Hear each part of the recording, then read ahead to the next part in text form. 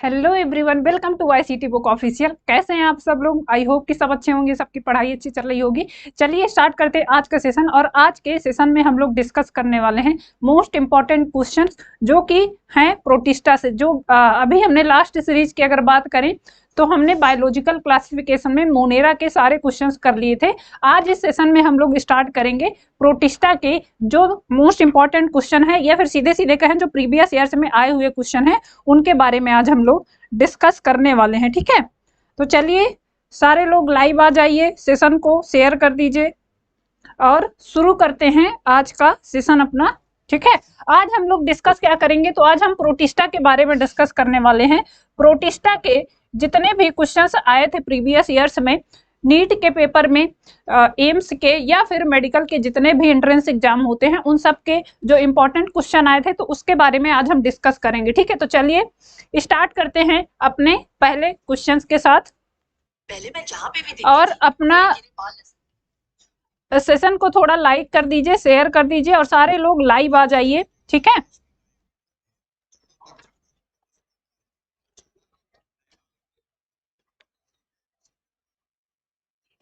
चलिए आ जाते हैं अपने पहले क्वेश्चन से। हम लोग शुरुआत करते हैं आज के सेशन की।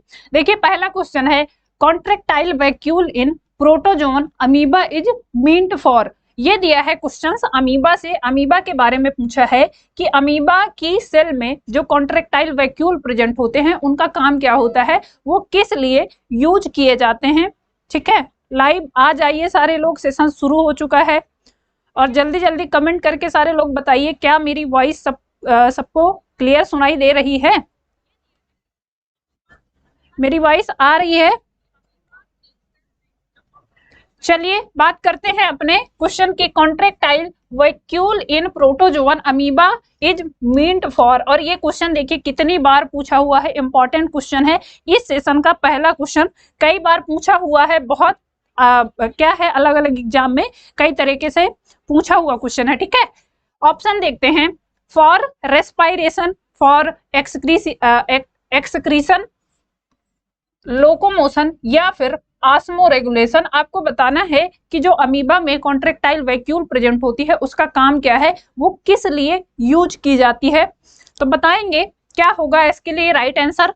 Contractile vacuole in protozoan amoeba is meant for respiration, excretion, locomotion या फिर ऑस्मो रेगुलेशन। बताएंगे क्या होगा इसके लिए राइट आंसर।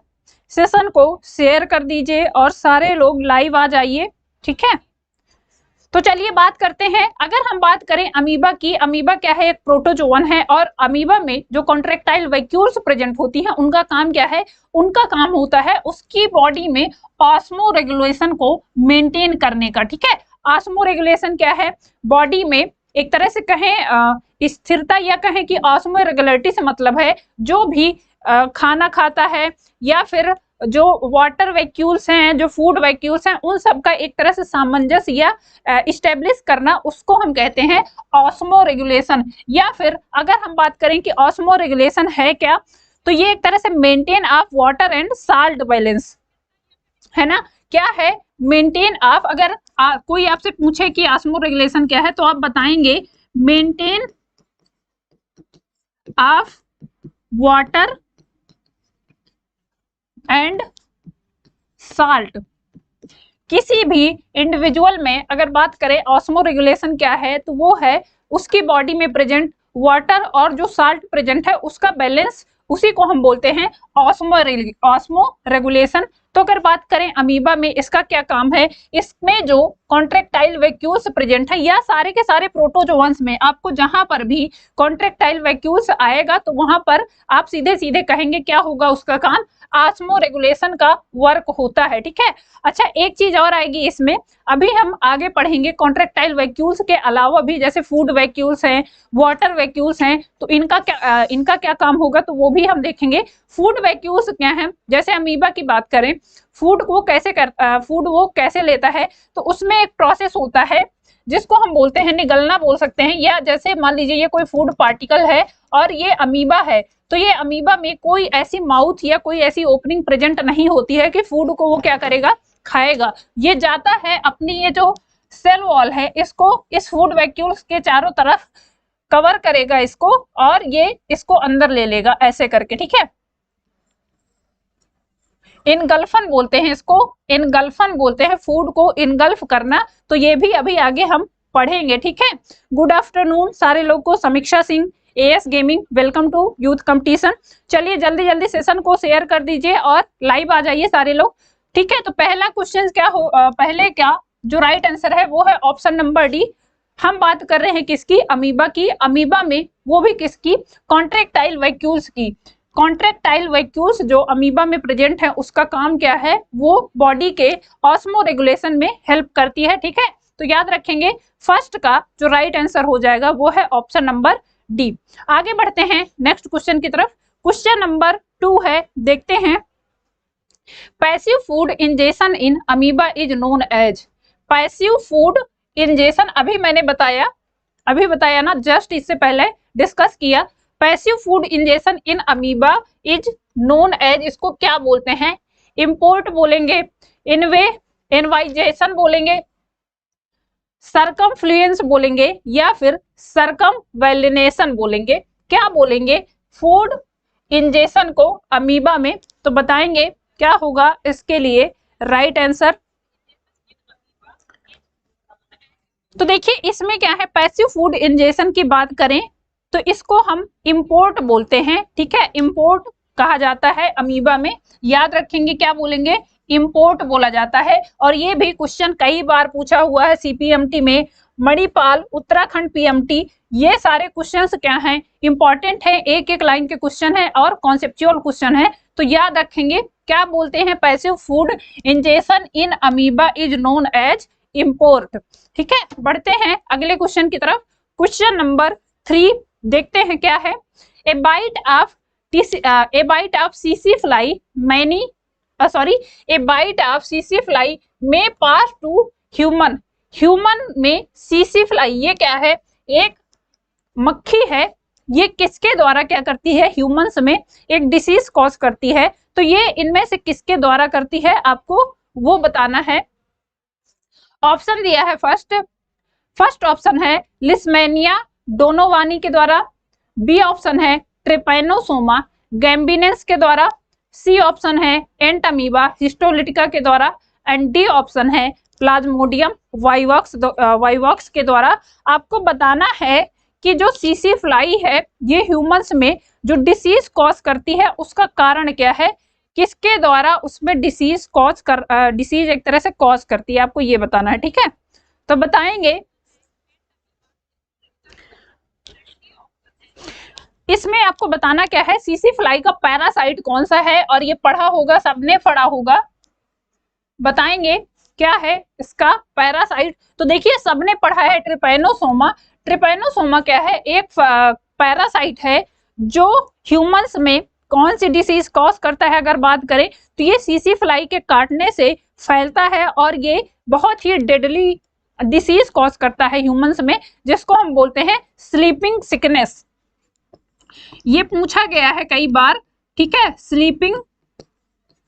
स्लीपिंग सिकनेस नाम की बीमारी किसके द्वारा होती है, तो आप बताएंगे सीसी फ्लाई के काटने के द्वारा होती है, सीसी फ्लाई के द्वारा होती है, ठीक है। और इसका वेक्टर अगर पूछा जाए, इसका पैरासाइट है, तो वो पैरासाइट कौन सा है, ट्रिपैनोसोमा गैम्बिनेंस। ये भी याद रखेंगे, इंपॉर्टेंट क्वेश्चन है, पूछा हुआ है कई बार, एएफएमसी का क्वेश्चन है। देखिए पीएमटी में पूछा है, राजस्थान पीएमटी, कर्नाटका में और एआईपीएमटी में कई बार रिपीट हुआ है क्वेश्चन। तो याद रखेंगे सीसी फ्लाई एक क्या है, मक्खी है, और इस मक्खी में क्या होता है, इसके काटने से ट्रिपैनोसोमा ये पैरासाइट है जो एक ह्यूमन से दूसरे ह्यूमन में एक तरह से जाता है, और इसकी वजह से एक बहुत ही डेडली डिसीज कॉज होती है ह्यूमंस में, जिसको हम बोलते हैं स्लीपिंग सिकनेस, या फिर इसी को ट्रिपैनोसोमेसिस भी बोलते हैं, ठीक है।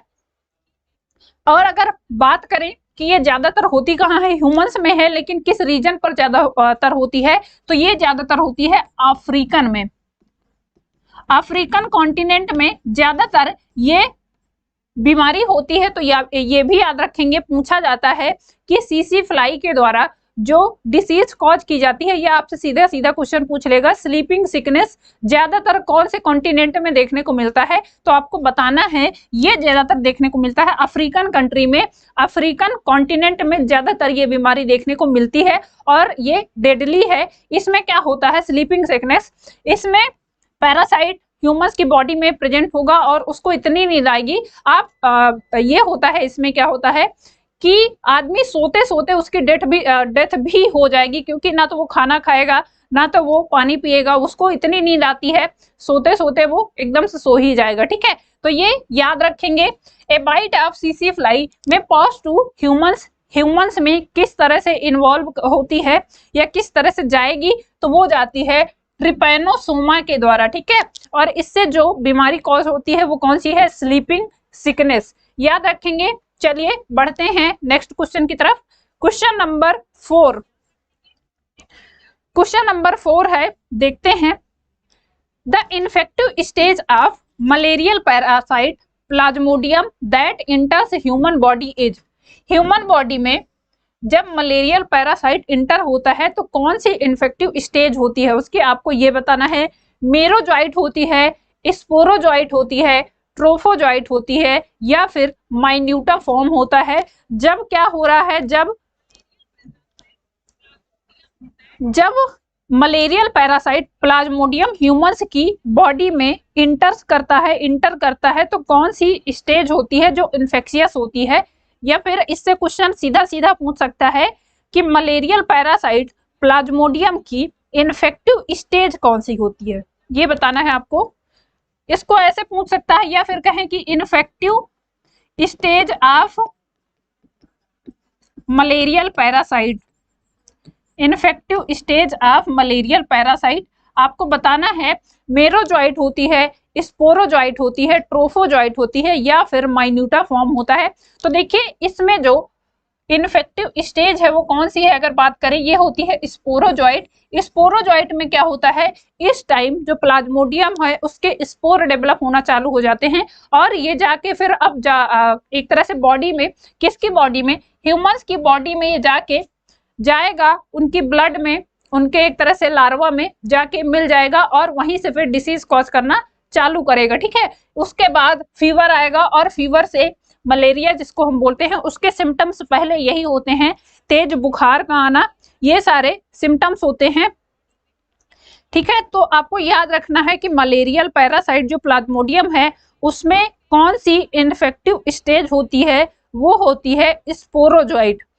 ठीक है, स्पोरोजॉइट में ही क्या होता है, ये ह्यूमंस की ब्लड में इंटर करेगा और ब्लड या फिर सलाइवा में, और एक तरह से वहां पर जो स्पोरोजॉइट स्मॉल हैं, यूनिसेलुलर हैं, वो प्रेजेंट होंगे और उसके बाद वो सलाइवरी ग्लैंड, ये देखिए आते किससे हैं, मॉस्किटो जो एनाफिलीज मच्छर है उसके काटने से उसकी सलाइवा में प्रेजेंट होंगे ये स्पोर, और स्पोर से फिर आएंगे हमारे भोजन के माध्यम से, किसी भी माध्यम से हमारी बॉडी में, बॉडी से हमारे ब्लड में जाएंगे और ब्लड में जाके फिर डिसीज कॉज करेंगे। ठीक है, तो आपको याद रखना है infective stage of malarial parasite in human body क्या है वो, तो ये है स्पोरोजॉइट। ठीक है, समझ आ गया। आंसर नंबर क्वेश्चन नंबर 4 का जो राइट आंसर है वो है आंसर नंबर बी। आगे बढ़ते हैं नेक्स्ट क्वेश्चन की तरफ। क्वेश्चन नंबर 5 देखते हैं क्या है। Amoeba differs from ant amoeba is having, ant amoeba और अमीबा में डिफरेंस किसकी वजह से है, कॉन्ट्रैक्टाइल वैक्यूल की प्रेजेंस से, स्यूडोपोडिया, एक्टोप्लाज्म या फिर साइटोप्लाज्म, बताएंगे किसके बारे में पूछ रहा है। अमीबा और एंट अमीबा में डिफरेंस क्या है, किस आधार पर हम कह सकते हैं कि ये अमीबा है एंड ये एंट अमीबा है। Amoeba differs from ant amoeba in having contractile vacuoles, pseudopodia, ectoplasm या फिर साइटोप्लाज्म। कौन सी एक संरचना है या कौन सा एक स्ट्रक्चर है जो अमीबा में प्रेजेंट होगा बट एंट अमीबा में नहीं देखने को मिलता है, तो इसमें क्या है, ये प्रेजेंट होता है कॉन्ट्रैक्टाइल वैक्यूल्स। ठीक है, ये कहाँ पर देखने को मिलता है, अमीबा में देखने को मिलता है। और अगर बात करें एंट अमीबा की तो यहाँ पर ये देखने को नहीं मिलता है। इस आधार पर हम कह सकते हैं कि ये दोनों एक दूसरे से डिफरेंट है, ठीक है। Amoeba and ant amoeba. Ant amoeba की बात करें, ये पैरासाइट होता है ह्यूमंस में, ह्यूमन इंटेस्टाइन में पैरासाइट होता है। और इसकी जो स्पीसीज है पैरासाइट होती है वो है एंट अमीबा हिस्टोलिटिका, जो जनरली ह्यूमन इंटेस्टाइन में पैरासाइट होता है। लेकिन अगर अमीबा की बात करें तो ये फ्रीली होता है, फ्री लिविंग होता है, कहीं भी घूमने टहलने वाला होता है, ठीक है। तो याद रखेंगे अमीबा में कॉन्ट्रैक्टाइल वैक्यूल देखने को मिलते हैं। और इसका काम क्या है, इसका काम अभी हमने देखा, फर्स्ट क्वेश्चन शुरुआत की थी, ऑस्मो रेगुलेशन। ऑस्मो रेगुलेशन में हेल्प करता है, मतलब कि बॉडी में साल्ट और वाटर की एक तरह से बैलेंस करने का काम करता है, ठीक है। तो याद रखेंगे क्वेश्चन नंबर 5 का जो राइट आंसर है वो है ऑप्शन नंबर फर्स्ट। चलिए बढ़ते हैं आगे नेक्स्ट क्वेश्चन की तरफ। सेशन को शेयर कर दीजिए सारे फ्रेंड्स के पास और सारे लोग जुड़ जाइए। Shiv Shakti, good afternoon ma'am, good afternoon, welcome to youth competition. बढ़ते हैं नेक्स्ट क्वेश्चन की तरफ। क्वेश्चन है हमारा, mild tertian malaria is caused by. ये आपको बताना है ये डिसीज किसके द्वारा कॉज की जाती है। ऑप्शन देखते हैं, प्लाज्मोडियम वाइवॉक्स के द्वारा, प्लाज्मोडियम ओवेली के द्वारा, सी ऑप्शन है प्लाज्मोडियम फैल्सीपेरम के द्वारा, एंड डी ऑप्शन है प्लाज्मोडियम मलेरिया के द्वारा। आपको बताना है कि माइल्ड टर्टेन मलेरिया ये भी क्या है, एक फीवर है, फीवर जो ह्यूमंस में होता है जनरली, उसी का एक रूप है। तो आपको बताना है ये किस स्पीसीज के द्वारा होता है, ठीक है। बताएंगे प्लाज्मोडियम की कौन सी स्पीसीज है जो इसका कारण है, वाइवॉक्स है, ओवेली है, फैल्सीपेरम है या फिर मलेरिया है। बताएंगे क्या होगा इसके लिए राइट आंसर। चलिए बताएंगे सारे लोग क्या होगा इसके लिए राइट आंसर।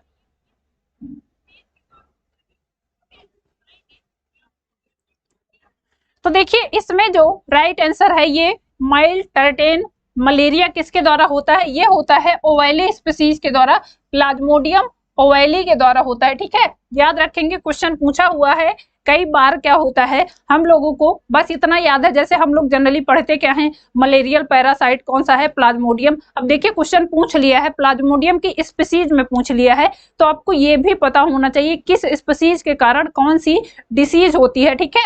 तो ये आपको याद रखना है, माइल्ड टर्टेन मलेरिया किसके द्वारा होता है, प्लाज्मोडियम ओवेली स्पीसीज के द्वारा होता है। चलिए आगे बढ़ते हैं नेक्स्ट क्वेश्चन की तरफ। उससे पहले आपके लिए इंपॉर्टेंट न्यूज है, यूथ कंपटीशन की बायोलॉजी की बहुत ही शानदार बुक आ चुकी है मार्केट में। तो जिसको भी अपनी तैयारी को कंटिन्यू करना है, बहुत अच्छे से प्रिपरेशन करनी है, तो आप ये बुक परचेज कर सकते हैं। इस बुक में आपको प्रीवियस ईयर्स के सारे क्वेश्चंस मिल जाएंगे, वो भी एकदम सॉल्व सटीक आंसर के साथ, ठीक है, विथ एक्सप्लेनेशन। और बात करें तो इसमें देखिए आपको चैप्टर वाइज, जो भी चैप्टर वाइज एनसीईआरटी के बेस पे चैप्टर वाइज आपको सारे के सारे क्वेश्चंस मिल जाएंगे। जैसे कि लिविंग वर्ल्ड की बात करें, उसके बाद biological classification, animal kingdom, plant kingdom, ऐसे करके जो चैप्टर हैं उन चैप्टर से जो क्वेश्चंस आए हैं वो सारे के सारे आपको इस बुक में मिल जाएंगे, ठीक है। उसके साथ साथ टॉपिक भी मिल जाएंगे, किस टॉपिक से कितने क्वेश्चन आए हैं, इस आधार पर भी आप ये बुक एक तरह से परचेज कर सकते हो। तो बहुत ही अच्छी बुक है, बहुत अच्छे कलेक्शंस हैं। आप जाइए मार्केट में और आपके नियर बाई जो भी स्टोर है आप वहां से जाकर ये बुक परचेज कर सकते हैं। इसका वॉल्यूम फर्स्ट आ चुका है, वॉल्यूम सेकंड भी बहुत जल्दी आएगा, तो आप जाइए और ये बुक लीजिए, परचेज करिए इसको। इसमें सॉल्व पेपर मिल जाएंगे, प्रीवियस ईयर्स के सारे क्वेश्चंस आपको यहाँ पर देखने को मिल जाएंगे। तो जल्दी जाइए और इस बुक को परचेज करिए, ठीक है। चलिए बढ़ते हैं आगे अपने नेक्स्ट क्वेश्चन में। क्वेश्चन है question number 7, the following is comparable to a professional dinner guest. आपको बताना है ये पूछा क्या है, the following is comparable to a professional dinner guest. क्या है, कॉम्पिटिटिव ऑर्गेनिजम्स होगा, कॉमन सेल होगा, पैरासाइट होगा या फिर प्रीडेटर होगा। आपको बताना है, देखिए क्वेश्चन पूछा क्या है, पहले क्वेश्चन को समझिए। इनमें से आपको बताना है कि एक तरह से कौन सा एक प्रोफेशनल गेस्ट है, किसको क्या करते हैं,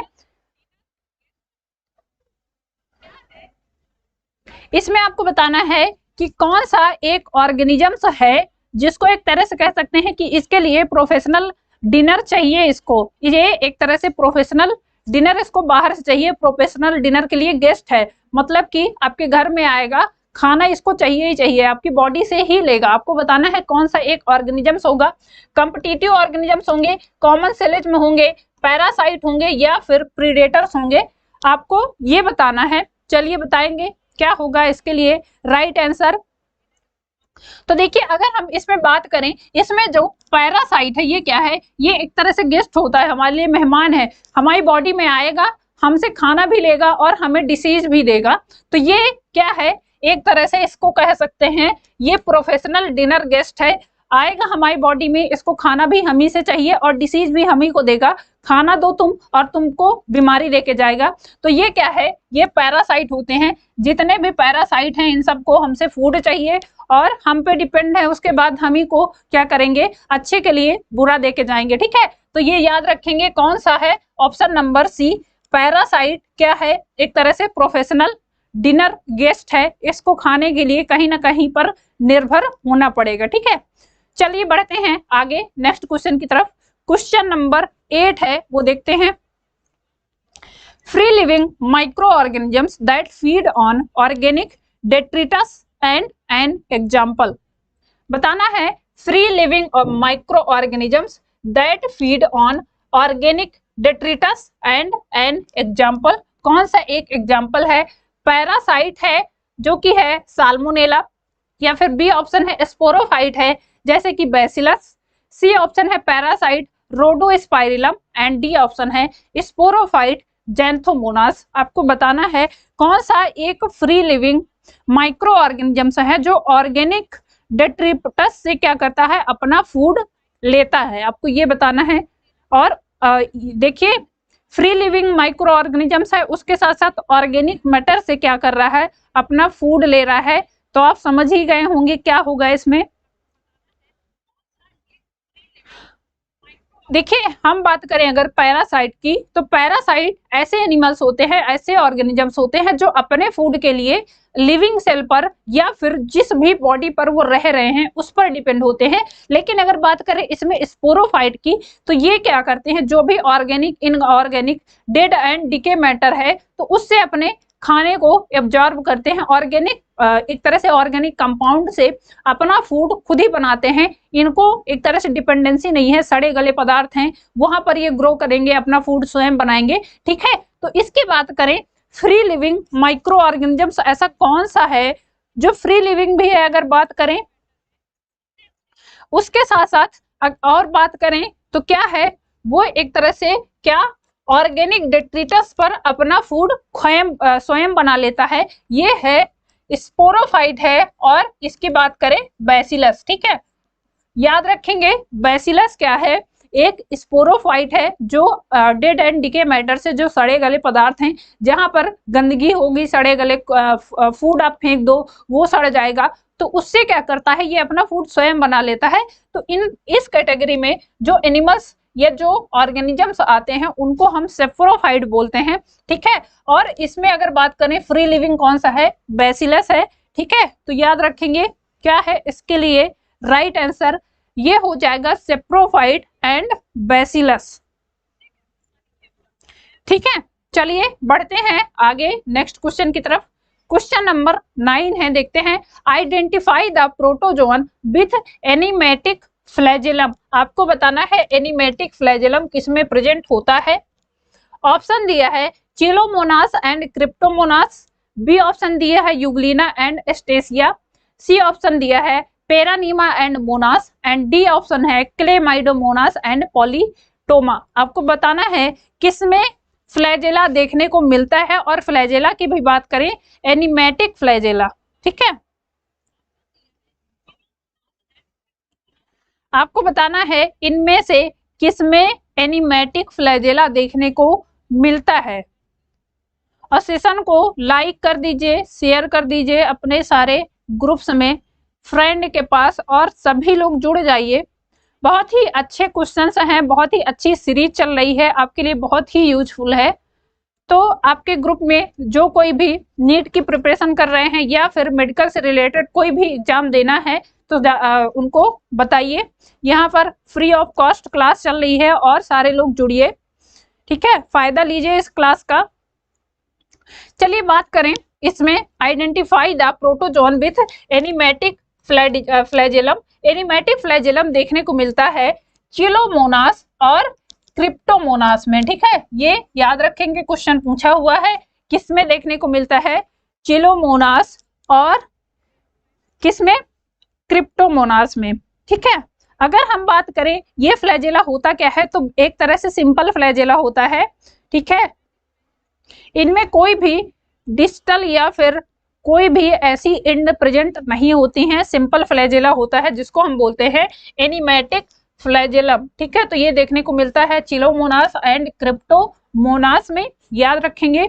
बढ़ते हैं अगले क्वेश्चन की तरफ, question number 10। Protozoan in which cilia are confined only to क्या जुवेनाइल स्टेज आर। ये क्या है, एक स्टेज होती है जब क्या रिप्रोडक्शन हो रहा होता है, तो उसमें एक स्टेज आती है जुवेनाइल स्टेज। आपको वही पूछा है क्वेश्चन में, protozoan in which cilia are confined only to juvenile stage. ऐसे कौन सा प्रोटोजोआ है जिसमें ये जो स्टेज आती है, कौन सी, जुवेनाइल स्टेज, इसी स्टेज पर केवल और केवल सीलिया कन्फाइंड होते हैं। देखिए ऑप्शन दिया है पैरामीशियम, बी ऑप्शन दिया है वार्टिसेला, सी ऑप्शन है एसिनेटा एंड डी ऑप्शन है यूग्लिना। आपको बताना है इनमें से कौन सा एक प्रोटोजोअन है जिसमें क्या है, सीलिया कब कन्फाइंड होती हैं, तो सिर्फ और सिर्फ जुवेनाइल स्टेज पर कन्फाइंड होती हैं। आपको बताना है इनमें से कौन सा एक प्रोटोजोअन्स है वो। तो देखिए इनमें जो प्रोटोजोआ है वो है एसिनेटा। एसिनेटा में सीलिया कब देखने को मिलती है, सिर्फ और सिर्फ जुवेनाइल स्टेज में देखने को मिलती है, ठीक है। आगे बढ़ते हैं नेक्स्ट क्वेश्चन की तरफ। क्वेश्चन नंबर 11 है, the diploid stage in the life cycle of Plasmodium vivax is. Life cycle की बात कर रहे हैं किसकी, प्लाज्मोडियम की, मलेरियल पैरासाइट है प्लाज्मोडियम।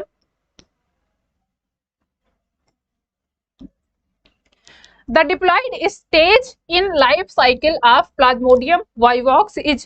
प्लाज्मोडियम की जो लाइफ साइकिल है उसकी स्टेज डिप्लॉयड कहां पर होती है, आपको ये बताना है। स्पोरोजॉइट में होती है, क्रिप्टोजॉइट में होती है, मेटाक्रिप्टोजॉइट में होती है, या फिर ऊकाइनेट में होती है। कौन सी एक स्टेज है जब क्या होता है, प्लाज्मोडियम पैरासाइट डेवलप होके डिप्लॉयड सेल बना लेता है, आपको बताना है।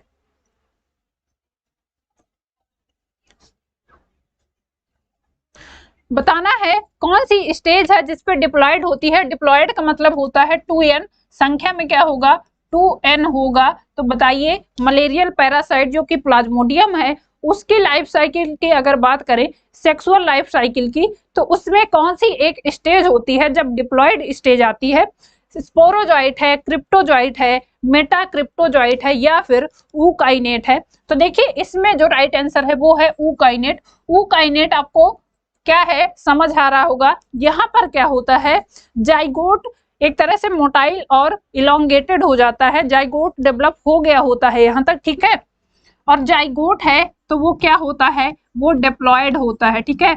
ये तो सबने पढ़ा होगा, ये 2n होता है, यहाँ पर जाइगोट डेवलप हो चुका होता है। ये कौन सी स्टेज में बात करें, ऊकाइनेट्स में, और ये फिर डेवलप होके जाइगोट की बात करें, डेवलप होके मोटाइल और इलोंगेट हो जाता है। जाइगोट होता कैसा है तो ये भी याद रखेंगे, मोटाइल एंड एलोंगेटेड। कैसा रहता है, जाइगोट की बात करें मोटाइल होगा, उसके साथ साथ इलोंगेट होगा। जाइगोट डेवलप हो गया है, दैट मीन्स यहाँ पर 2n स्टेज देखने को मिलेगी। 2n को हम बोलते हैं क्या, डिप्लॉयड स्टेज। और अगर n है, n संख्या में क्या है, केवल और केवल n है, तो इसको हम क्या बोलते हैं, हेप्लॉयड बोलते हैं, है ना। हेप्लॉयड और डिप्लॉयड आपको पता होना चाहिए। हेप्लॉयड मतलब कि n सिंगल और डिप्लॉयड का मतलब कि 2n, ठीक है। तो डिप्लॉयड स्टेज प्लाज्मोडियम की कौन सी होती है? वो होती है ऊकाइनेट, याद रखेंगे, ठीक है, क्वेश्चन पूछा हुआ है। आगे बढ़ते हैं नेक्स्ट क्वेश्चन की तरफ। क्वेश्चन नंबर 12 देखते हैं क्या पूछा है। Which of the following is not correct in relation to sporogamy of Plasmodium? Plasmodium में स्पोरोगैमी से रिलेटेड कौन सी चीज क्या है ट्रू नहीं है? नहीं पूछा है, इंपॉर्टेंट देखिएगा, याद रखिएगा। नॉट वाले क्वेश्चंस क्या होते हैं, हम लोग बहुत गलत करते हैं, जल्दी जल्दी पढ़ेंगे क्या करेक्ट पूछा है तो करेक्ट लगा के चले आते हैं, तो ये ध्यान देने वाली बात होती है, ठीक है। नोट को अच्छे से याद रखेंगे, उसके बाद अब बताएंगे कौन सी एक स्टेज है जो स्पोरोगोनी में, कहां पर प्लाज्मोडियम के केस में पूछ रहे हैं, प्लाज्मोडियम की स्पोरोगोनी केस में देखने को नहीं मिलती है। चलिए देखते हैं ऑप्शन। ऑप्शन नंबर फर्स्ट है formation of sporozoites in the oocytes is called sporogony. क्या ये सही है? आपसे नॉट पूछा है, नॉट करेक्ट मतलब कि आपको जो गलत है वो बताना है, ठीक है। बी ऑप्शन है sickle shaped sporozoites are formed. C option है oocytes with sporozoites is called sporocyst. And D option है the nucleus of oocytes first undergoes mitotic division. अब बताना है स्पोरोगोनी के बारे में कौन सा एक स्टेटमेंट है जो सही नहीं है, या बात करें सही नहीं का मतलब गलत है। चलिए बताएंगे कौन सा एक स्टेटमेंट है जो सही नहीं है। The diploid stage, sorry, which of the following is not correct in relation to sporogony of Plasmodium. Plasmodium की स्पोरोगोनी से कौन सी एक चीज सही नहीं है, इसमें आपको ये बताना है।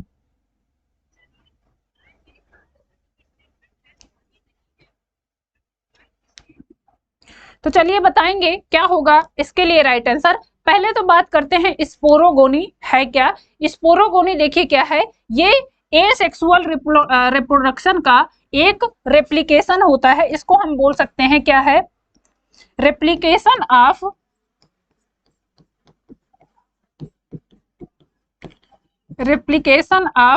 Asexual reproduction. एसेक्सुअल रिप्रोडक्शन में रेप्लिकेशन को हम क्या बोलते हैं, इसको बोला जाता है क्या, स्पोरोगोनी। तो उसके बाद अब आपको बताना है कि कौन सा एक सेंटेंस है जो स्पोरोगोनी के केस में सही नहीं है, और ये भी बताना है एसेक्सुअल रिप्रोडक्शन किसके बारे में पूछ रहे हैं, प्लाज्मोडियम के बारे में, तो कहां पर देखने को मिलता है। तो चलिए बात करते हैं इसमें एसेक्सुअल रिप्रोडक्शन का रेप्लिकेशन जो होता है वो कहां पर होता है। अगर बात करें तो इसका जो वेक्टर है वो है कौन सा मच्छर, एनाफिलीज मच्छर, ठीक है, एनाफिलीज मॉस्क्यूटो।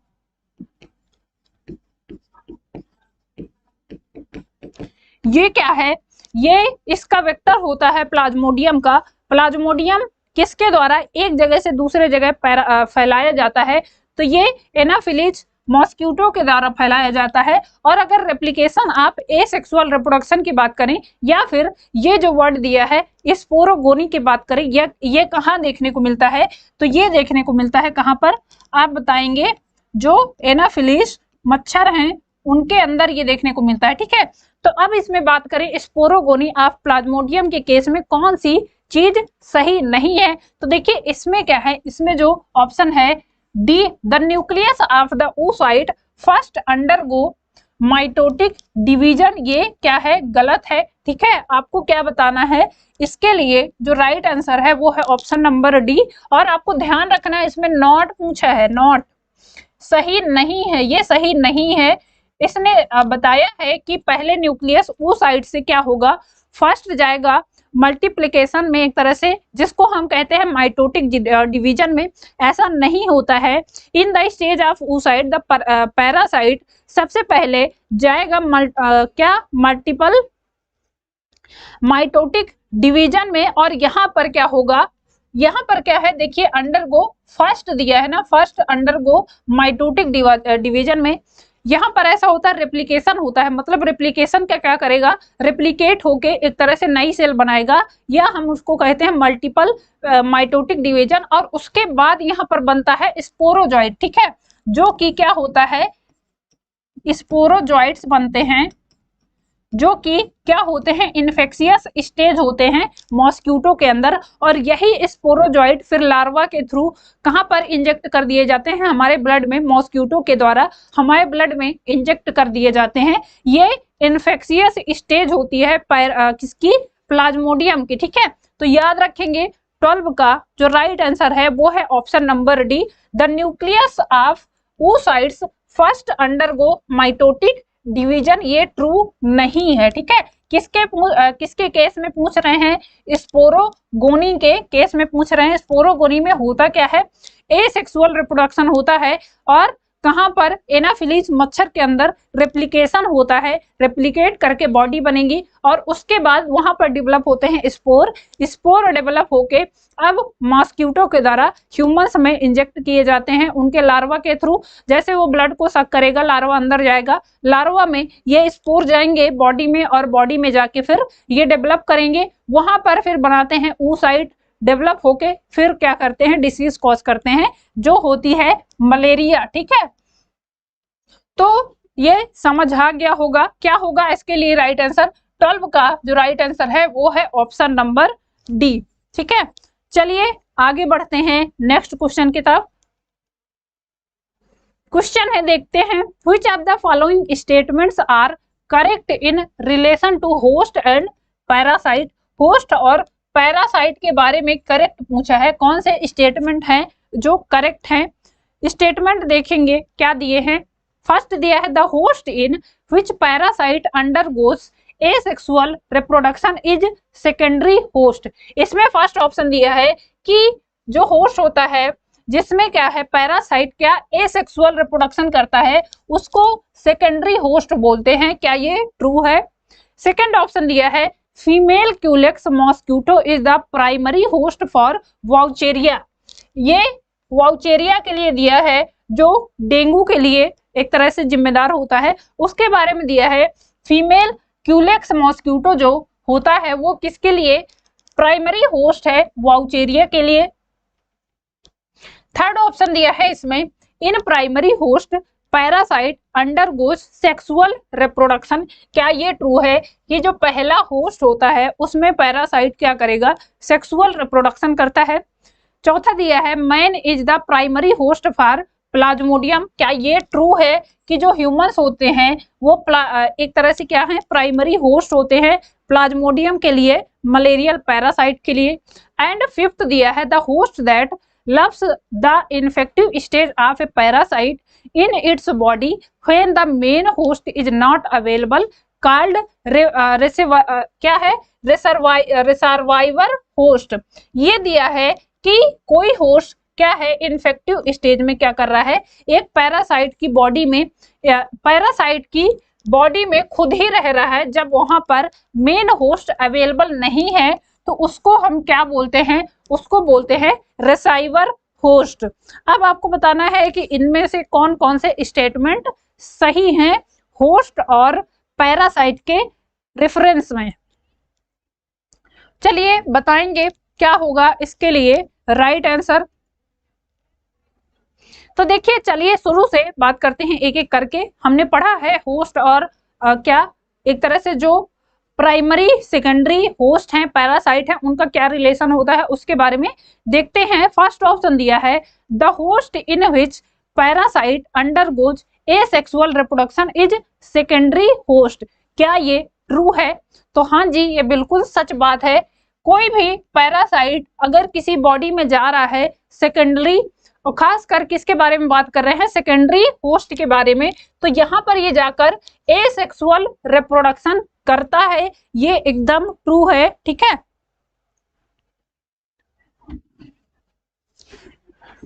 ये क्या है, एकदम ट्रू है। आपको याद रखना है, कोई भी होस्ट, अगर कोई होस्ट की पैरासाइट बॉडी कोई पैरासाइट किसी होस्ट में जा रहा है और खासकर फर्स्ट होस्ट या सेकंड होस्ट, क्या प्राइमरी होस्ट, सेकेंडरी होस्ट। तो सेकेंडरी होस्ट में जो रिप्रोडक्शन करता है वो होता है क्या, एसेक्सुअल रिप्रोडक्शन, आपको याद रखना है। सीधी सीधी बात कहें, पैरासाइट जहां पर एसेक्सुअल रिप्रोडक्शन करता है वो कौन सा होस्ट होता है, वो होता है कौन सा, वो सेकेंडरी होस्ट होता है। ठीक है, ये चीज क्लियर है। फर्स्ट ऑप्शन तो ट्रू हो गया। बात करें सेकंड की कि female Culex mosquito is the primary host for Wuchereria. क्या ये ट्रू है कि फीमेल क्योलेक्स जो मच्छर है वो प्राइमरी होस्ट होता है क्या वाउचेरिया के लिए? तो आपको याद रखना है ये प्राइमरी होस्ट नहीं होता है, ये सेकेंडरी होस्ट होता है। ठीक है, इंपॉर्टेंट है। क्या है इसमें, आप कहेंगे कि ये क्या है, सेकेंडरी होस्ट है। सेकेंडरी होस्ट होता है जो फीमेल क्यूलेक्स मॉस्किटो है, वो किसके लिए, वाउचेरिया के लिए सेकेंडरी होस्ट होता है। और यहाँ पर जाकर ये क्या करता है, एसेक्सुअल रिप्रोडक्शन को दिखाता है। ठीक है, थर्ड है, थर्ड की बात करें तो ये तो देखिए गलत हो गया, क्योंकि इसमें क्या है, प्राइमरी दिया है, प्राइमरी नहीं होता है, सेकेंडरी होता है। थर्ड ऑप्शन की बात करते हैं, in primary host parasite undergoes sexual reproduction. क्या ये ट्रू है? तो जी हाँ, बिल्कुल ट्रू है, क्योंकि अभी हमने देखा जो सेकेंडरी होस्ट है उसमें क्या होता है, एसेक्सुअल रिप्रोडक्शन होता है। तो ऑब्वियस सी बात है प्राइमरी होस्ट में ही सेक्सुअल रिप्रोडक्शन होगा। ठीक है, तो ये हो गया ट्रू, फर्स्ट ट्रू हो गया, थर्ड हो गया। आगे बढ़ते हैं सॉरी, क्वेश्चन सॉरी क्या है स्टेटमेंट चौथा, इसके बारे में देखते हैं। Man is the primary host for Plasmodium. क्या प्लाज्मोडियम के लिए ह्यूमंस प्राइमरी होस्ट हैं? आपको ये बताना है। तो आपको पता होगा ह्यूमंस क्या है, प्राइमरी होस्ट नहीं होते हैं प्लाज्मोडियम के लिए, सेकेंडरी होते हैं। अगर प्लाज्मोडियम के प्राइमरी होस्ट की बात करें तो वो क्या होता है, प्राइमरी होस्ट ऑफ प्लाज्मोडियम। ये क्या होता है, आपको याद रख रहा है, एनाफिलीज मच्छर होता है, एनाफिलीज मॉस्किटो होते हैं, ये प्राइमरी होस्ट होते हैं। और जो ह्यूमंस हैं वो सेकेंडरी होस्ट होते हैं। ठीक है, तो ये भी इंपॉर्टेंट है, याद रखेंगे। तो ये भी क्या हो गया, गलत हो गया, ये क्या हो गया, गलत हो गया। आगे बढ़ते हैं next, the host that loves the infective stage of parasite in its body when the main host is not available called receiver host। ये भी ट्रू है। ठीक है, first, third and fifth statement यहाँ पर ट्रू है। उसके अलावा अगर बात करें जो सेकंड और फोर्थ है वो ट्रू नहीं है। तो आपको बताना है कि कौन सा ऑप्शन इसमें सही होगा। देखते हैं, ऑप्शन फर्स्ट दिया है only second, third and fourth are correct, first and fifth are wrong. ये गलत हो जाएगा क्योंकि यहाँ पर फिफ्थ रॉन्ग नहीं है, वो ट्रू है। ठीक है, बी ऑप्शन की बात करें, first, third and fifth, first, third and fifth are correct, second and four are wrong. ये बिल्कुल सही है। ठीक है, ऑप्शन नंबर बी। देखिए बहुत ही अच्छा क्वेश्चन है, ध्यान से पढ़ेंगे तो बहुत ही आसान भी है। आपसे क्या पूछा है, सीधा सीधा होस्ट के कैरेक्टर, प्राइमरी होस्ट किसका होता है, सेकेंडरी होस्ट किसका होता है, और किसके बारे में ज्यादा पूछा है। जैसे कि एनाफिलीज मच्छर हो गया, ये किसका होस्ट होता है, प्राइमरी होता है, सेकेंडरी होता है।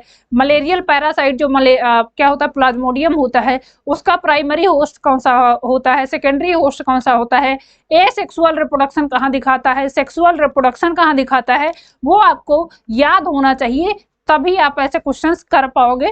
और देखिए कोई बहुत ऐसा नहीं है कि बहुत कठिन क्वेश्चन पूछा है, सीधी सीधी लाइन दी है, आपसे सीधा सीधा पूछा है कि क्या ऐसा होता है या फिर नहीं होता है। जैसे कि बात करें इसमें क्या है, अब आपके दिमाग में कुछ चीजें बैठ जानी चाहिए। जैसे कि हमने बात की, जो भी होस्ट का सेकेंडरी होस्ट होता है, सॉरी जो भी पैरासाइट है, मान लीजिए प्लाज्मोडियम की बात कर रहे हैं, तो उसमें हम बात कर रहे हैं कि उसका जो सेकेंडरी होस्ट है उसमें क्या है, आपको याद रखना है, इसमें एसेक्सुअल रिप्रोडक्शन देखने को मिलेगा। प्राइमरी होस्ट में क्या होता है, ज्यादातर सेक्सुअल रिप्रोडक्शन होता है। ठीक है, तो ये आपको याद रखना है। जैसे कि बात करें the host in which parasite undergo asexual reproduction is generally कौन सा होता है वो, तो वो होता है सेकेंडरी होस्ट। अगर इसी की जगह पर बात करें प्राइमरी होस्ट में, तो वहां पर सेक्सुअल रिप्रोडक्शन देखने को मिलता है। ठीक है, तो याद रखेंगे इसके लिए जो राइट आंसर है वो है option number B.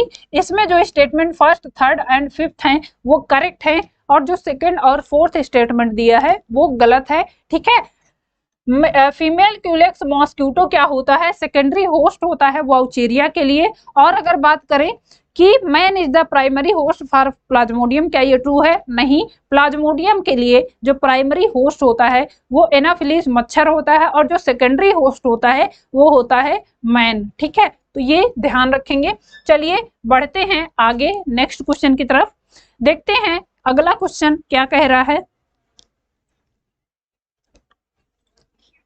Next question दिया है अनड्यूली पोडिया आर, क्या है ये? अनड्यूली पोडिया क्या है?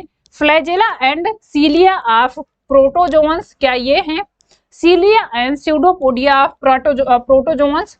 सी ऑप्शन दिया है flagella and pseudopodia of protozoans, या फिर स्यूडोपोडिया एंड ये दिया है मायोनिम्स। आपको बताना है ये अनडिलियोपोडिया है क्या, इसको हम क्या कहेंगे, किसके अंतर्गत रखेंगे? आपको बताना है कौन सा ऑप्शन इसमें सही होगा। चलिए बताएंगे क्या होगा इसके लिए राइट आंसर। अनडुप्लीपोडिया क्या होते हैं बेसिकली?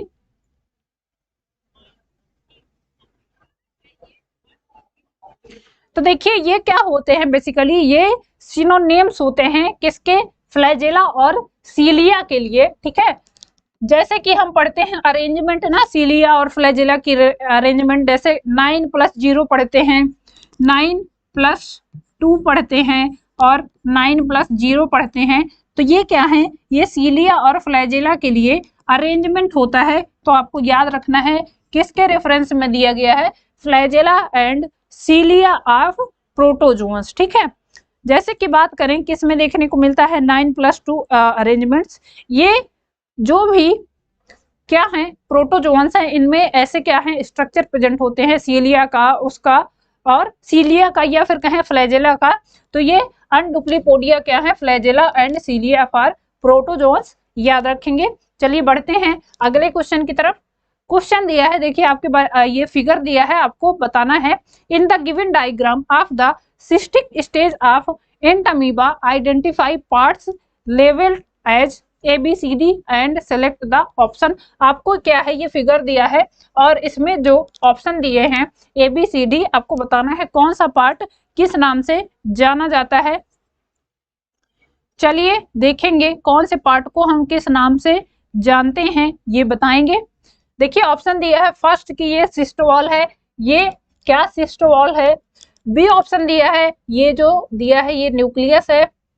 सी ऑप्शन दिया है, इसको जो ये ऐसा दिख रहा है ये स्ट्रक्चर, आपको ये क्लियर नहीं दिख रहा होगा तो मैं इसको एक बार क्या करती हूँ बता देती हूँ। ठीक है,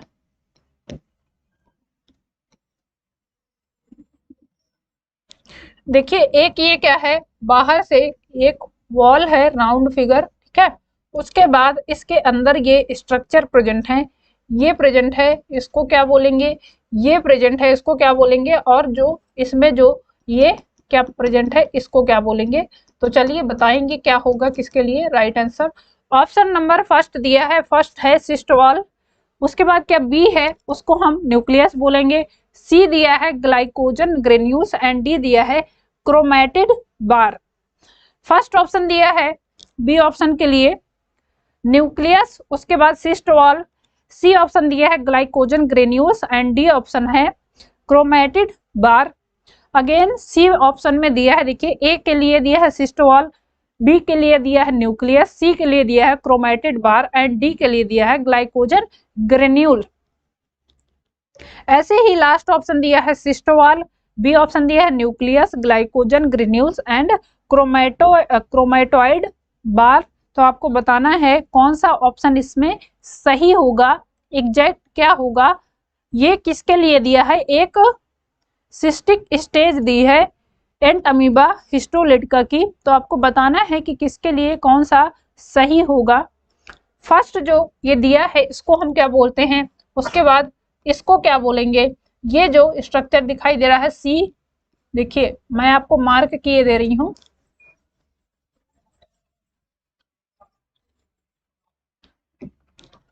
ये है ए ऑप्शन, ये हो गया बी ऑप्शन, बी के बाद ये जो स्ट्रक्चर दिख रहा है ये क्या है, बी हो गया, ये है सी, और ये लास्ट में देख रहा है डी। तो चलिए बताएंगे किसको किस नाम से जानते हैं। सबसे पहले अगर बात करें इसमें क्या है, ये जो वॉल दिखाई दे रही है सबसे चारों तरफ जो वॉल दिखाई दे रही है इसको बोलते हैं सिस्ट वॉल। ठीक है, क्या बोलते हैं, सिस्ट वॉल बोलते हैं इसको।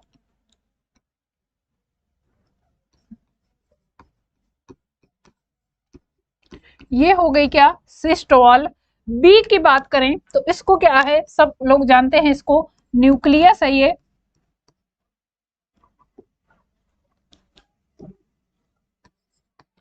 क्या है, न्यूक्लियस हो गया। उसके बाद बात करें ये जो दिखाई दे रहे हैं ये स्ट्रक्चर, इसको क्या बोलते हैं, तो ये क्रोमेटॉइड बार है, क्रोमेटिन के बने।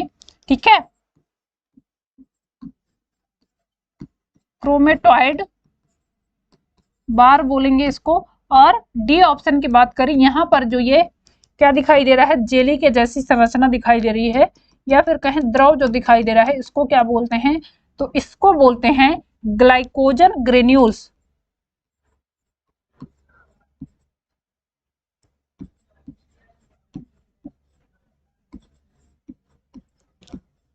ठीक है, तो चलिए अब मैच करिए क्या होगा, किसके लिए राइट आंसर। फर्स्ट में हो जाएगा क्या, फर्स्ट में हो जाएगा सिस्ट वॉल, सेकंड में न्यूक्लियस हो जाएगा, सी ऑप्शन हो जाएगा क्या, क्रोमेटिन बार, क्रोमेटिन बार सी में ये है, ये रहा, एंड डी में क्या है, ग्लाइकोजन ग्रेन्यूल्स। तो इसके लिए जो राइट आंसर है वो है ऑप्शन नंबर सी। आपको लेबल करने के लिए दिया है question A B C D, आपको बताना है जो आउटर कवरिंग है इसको क्या बोलते हैं, इसको बोलते हैं सिस्ट वॉल। उसके बाद इसके जो मिडिल में जो संरचना प्रेजेंट है इसको न्यूक्लियस बोलेंगे। यहाँ पर क्रोमेटिन धागे की नुमा क्रोमेटिन की बनी संरचना प्रेजेंट है, इसको क्रोमेटॉइड बार बोलते हैं। और जो यहाँ पर जेल प्रेजेंट है इसको ग्लाइकोजन ग्रेन्यूल्स बोलते हैं। और ये बात किसकी कर रहे हैं, ये बात कर रहे हैं हम एंट अमीबा हिस्टोलिटिका में। ठीक है, तो ये भी याद रखेंगे। ठीक है, 15 का जो राइट आंसर है वो है ऑप्शन नंबर सी। चलिए आगे बढ़ जाते हैं नेक्स्ट क्वेश्चन की तरफ। क्वेश्चन नंबर 16 है, इन पैरासाइट कैस्ट्रिएशन क्या होता है, आपको ये बताना है। पैरासाइट में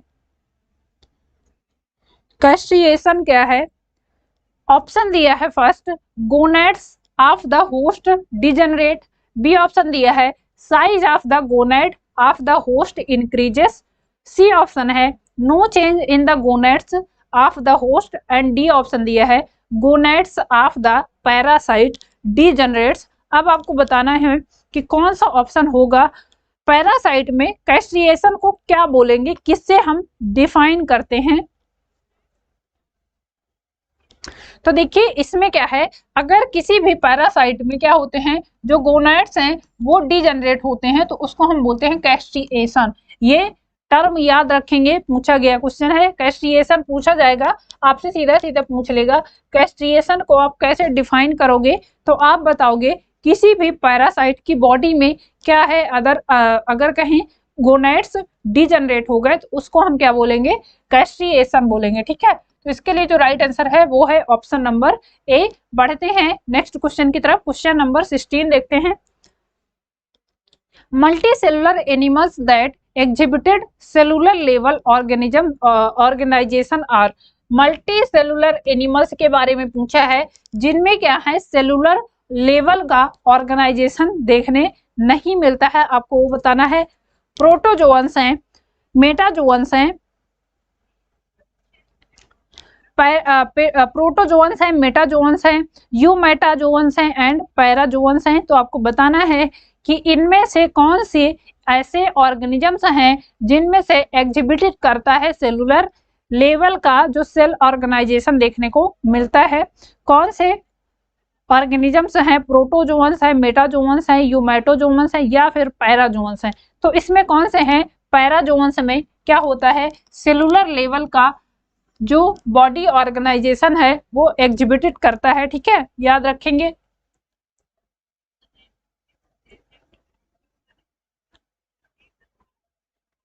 ठीक है, तो आपको ये बताना है सेलुलर लेवल का बॉडी ऑर्गेनाइजेशन कहाँ पर है, वो है पैराजोअन्स में।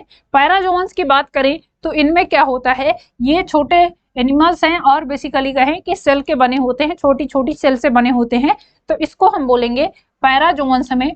टिश्यू लेवल का कोई भी ऑर्गेनाइजेशन नहीं देखने को मिलता है। सेल से आगे जब हम बढ़ेंगे, जैसे कि हमने लिविंग में पढ़ा है, जब लिविंग एनिमल्स के बारे में पढ़ रहे थे तो वहां पर देखा था सेलुलर ग्रेड ऑफ ऑर्गेनाइजेशन, उसके बाद इंक्रीज करेगा तो बनेगा tissue level of grade of organisation, उसके बाद टिश्यू से आगे बढ़ेंगे तो organ level of body organisation, उससे और आगे बढ़ेंगे तो organ system level of body organisation, और लास्ट में आ जाता है कि पूरा ऑर्गन सिस्टम मिलकर क्या बना रहा है, एक पूरा का पूरा इंडिविजुअल बना रहा है। ठीक है, तो अभी यहाँ पर बात कर रहे हैं मल्टी सेलुलर एनिमल्स हैं, लेकिन अगर बात करें कि कैसा इनमें बॉडी ऑर्गेनाइजेशन कैसा है, तो cellular grade of body organisation देखने को मिलता है। ठीक है, आगे बढ़ते हैं नेक्स्ट क्वेश्चन की तरफ। अगला क्वेश्चन देखते हैं, which of the following divide during binary fission of Euglena. Euglena में आपको बताना है कि कौन सा बाइनरी फिजन के टाइम पर डिवाइड करता है। ऑप्शन दिया है first nucleus, flagellum and stigma. B option दिया है nucleus, kinetosomes and contractile vacuoles. C option दिया है nucleus, stigma and chromatophores.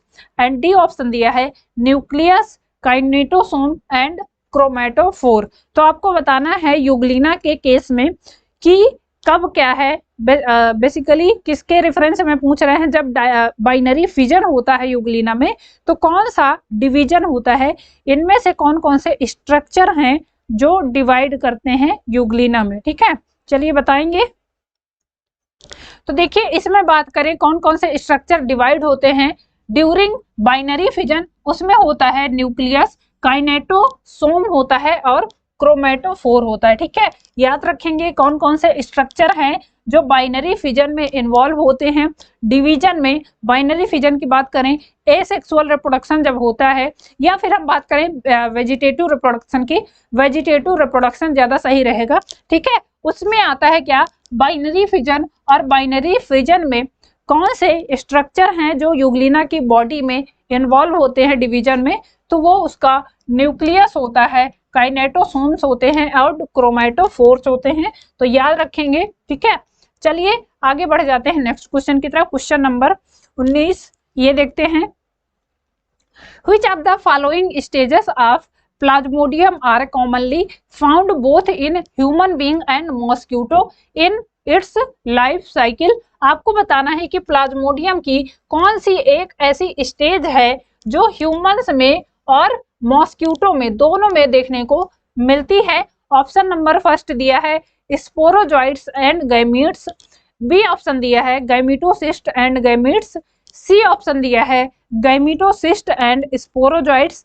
And D option क्या दिया है, स्पोरोजॉइट्स ओनली। आपको बताना है कि जो प्लाज्मोडियम है मलेरियल पैरासाइट,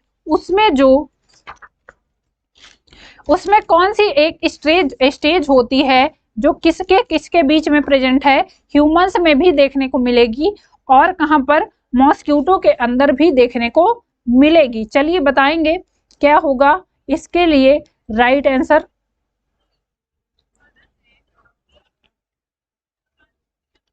तो देखिए अगर हम बात करें इसमें से कौन सी स्टेज है जो किसमें बोथ ह्यूमंस और मॉस्किटो दोनों में देखने को मिलती है, ये होती है गैमीटोसाइट्स और स्पोरोजॉइट्स। ये याद रखेंगे, गैमीटोसाइट्स और स्पोरोजॉइट्स। अब इसमें बात करें स्पोरोजॉइट्स कौन सी स्टेज होती है, तो स्पोरोजॉइट्स एक तरह से इन्फेक्शियस स्टेज होती है, ये भी याद रखेंगे, क्वेश्चन पूछा हुआ है। ये कौन सी है, इन्फेक्शियस स्टेज होती है, इन्फेक्टिव स्टेज ऑफ मेंस। इसमें क्या होता है, स्पोरोजोइट्स मॉस्किटो के बाइट करने पर उनके लार्वा के साथ हमारे ब्लड में चले जाते हैं और स्पोर हमारी पूरे ब्लड में एक तरह से फैल जाते हैं। उसके द्वारा क्या होता है, डिसीज कॉज होती है जिसको हम मलेरिया बोलते हैं। गैमिटोसाइट्स की बात करें तो यहाँ पर क्या होता है, मैन और बात करें ह्यूमंस और किसकी, मॉस्किटो में गैमिटोसाइट एक तरह से ट्रांसमिट होता है मैमेलियन होस्ट से, किस पर, मॉस्किटो में। ठीक है, तो ये दोनों स्टेज क्या हैं, गैमिटोसाइट और स्पोरोजोइट, मॉस्किटो और ह्यूमंस में दोनों में देखने को मिलती हैं। इसका जो राइट आंसर हो जाएगा वो है ऑप्शन नंबर सी। याद रखेंगे कौन कौन सी स्टेज हैं, गैमिटोसाइट, उसके साथ साथ स्पोरोजोइट। चलिए बढ़ जाते हैं नेक्स्ट क्वेश्चन की तरफ। क्वेश्चन नंबर 20 देखते हैं।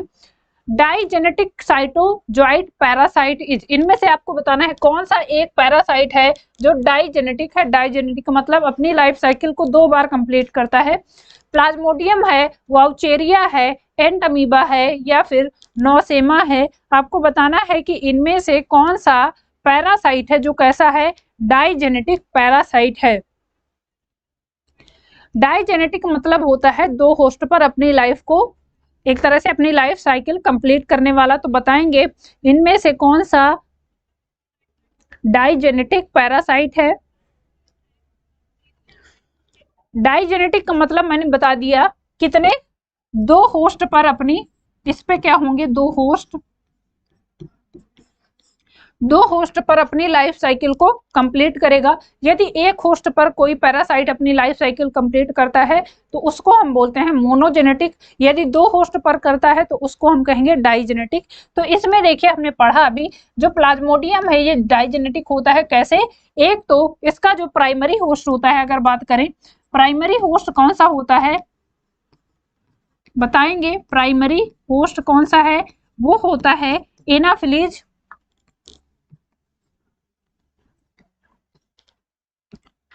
Anopheles mosquito.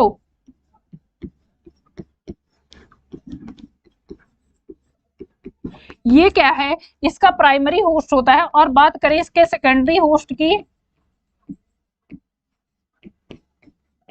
तो ये कौन सा होता है, ये होता है मैन या फिर कहें कि ह्यूमंस। ठीक है, तो ये याद रखेंगे कौन कौन से इसमें जो 2 होस्ट हैं वो हैं, एक तो इन्फेक्शियस स्टेज क्या है, इन्फेक्शियस स्टेज क्या है, प्लाज्मोडियम एक पहले तो डाइजेनेटिक साइटोजोइक पैरासाइट है। इसमें 2 होस्ट प्रेजेंट हैं, एक तो फीमेल एनाफिलीज प्राइमरी होस्ट है, और वर्टिब्रेट्स में बात करें मेंस की, ह्यूमंस की, तो ये क्या है, सेकेंडरी या फिर कह सकते हैं इनको इंटरमीडिएट होस्ट हैं। ठीक है, तो आप याद रखेंगे प्लाज्मोडियम कैसा, इसकी लाइफ साइकिल कैसी है, डाइजेनेटिक टाइप की है। 2 होस्ट पर अपनी लाइफ साइकिल को कंप्लीट करने वाले पैरासाइट को हम बोलते हैं डाइजेनेटिक पैरासाइट। ठीक है, अगर कोई पैरासाइट एक होस्ट पर अपनी लाइफ साइकिल कंप्लीट करता है तो उसको क्या बोलेंगे, उसको बोलेंगे मोनोजेनेटिक। ठीक है, तो ये पॉइंट भी याद रखेंगे, डाइजेनेटिक और मोनोजेनेटिक का मतलब क्या है। ठीक है, 20 का जो राइट आंसर है वो है ऑप्शन नंबर फर्स्ट। चलिए बढ़ते हैं अगले क्वेश्चन की तरफ। क्वेश्चन नंबर 21 देखते हैं, क्या है, organisms A lives as a parasite in the body of an organisms B। आपको ये बताया गया है कि कोई ऑर्गेनिज्म है जो A है वो किसी पैरासाइट की तरह, जो कि B ऑप्शन है, B के बॉडी में रहता है। आगे दिया है C is another organism lives as a parasite in the body of A। और ये जो C है ये क्या है, एक पैरासाइट है जो ए की बॉडी में रहता है। तो अब आपको बताना है ए और सी क्या है, देन आपको बताना है सी क्या है। देखिए ए दिया है कि ये क्या है, A lives as a parasite in the body of an organisms B. ये क्या है, पैरासाइट है, पैरासाइट ऑफ बी, बी की बॉडी में एक ऐसा है पैरासाइट है। ठीक है, उसके बाद दिया है कि सी जो है, C is another organisms lives as a parasite in the body A. अब इसमें सी दिया है कि सी क्या है, ये भी पैरासाइट है, और किसकी बॉडी में, पैरासाइट है ए की बॉडी में। तो देखिए ए की बॉडी के अंदर अगर हम बात करें, ए तो पहले खुद ही पैरासाइट है किस पर, बी पे, और बी इसके अंदर ही पैरासाइट है क्या, ये सी। तो आपको बताना है कि सी को किस नाम से जाना जाएगा, बताएंगे क्या होगा इसके लिए राइट आंसर। एक्टोपैरासाइट बोलेंगे, डाइजेनेटिक पैरासाइट बोलेंगे, हाइपर पैरासाइट बोलेंगे, या फिर कॉमन सेल बोलेंगे, क्या होगा सी के लिए राइट, सॉरी सी के लिए नहीं, ए के लिए पूछा है, ये ए क्या है आपको ये बताना है। चलिए बताएंगे, सेशन को शेयर कर दीजिए। Ragini Singh hello hello, welcome to youth competition. चलिए बताएंगे क्या होगा इसके लिए राइट आंसर। कोई देखिए, पहली बात तो आपको याद रखना है, क्वेश्चन पूछा क्या है, ए के अंदर पैरासाइट है क्या, सी, ये सी क्या है, ए के अंदर पैरासाइट है, और ए की बात करें वो खुद एक पैरासाइट है किसकी बॉडी पर, बी की बॉडी पर। तो आपको ये बताना है कि ये बताएंगे कि इनमें से कौन सा राइट ऑप्शन होगा। हम ए को किस तरह से डिफाइन करेंगे, क्या ये एक्टोपैरासाइट है, क्या ये डाइजेनेटिक पैरासाइट है, क्या ये हाइपर पैरासाइट है, या फिर कॉमन सेल के अंदर रखा जाएगा, आप बताएंगे क्या होगा राइट आंसर।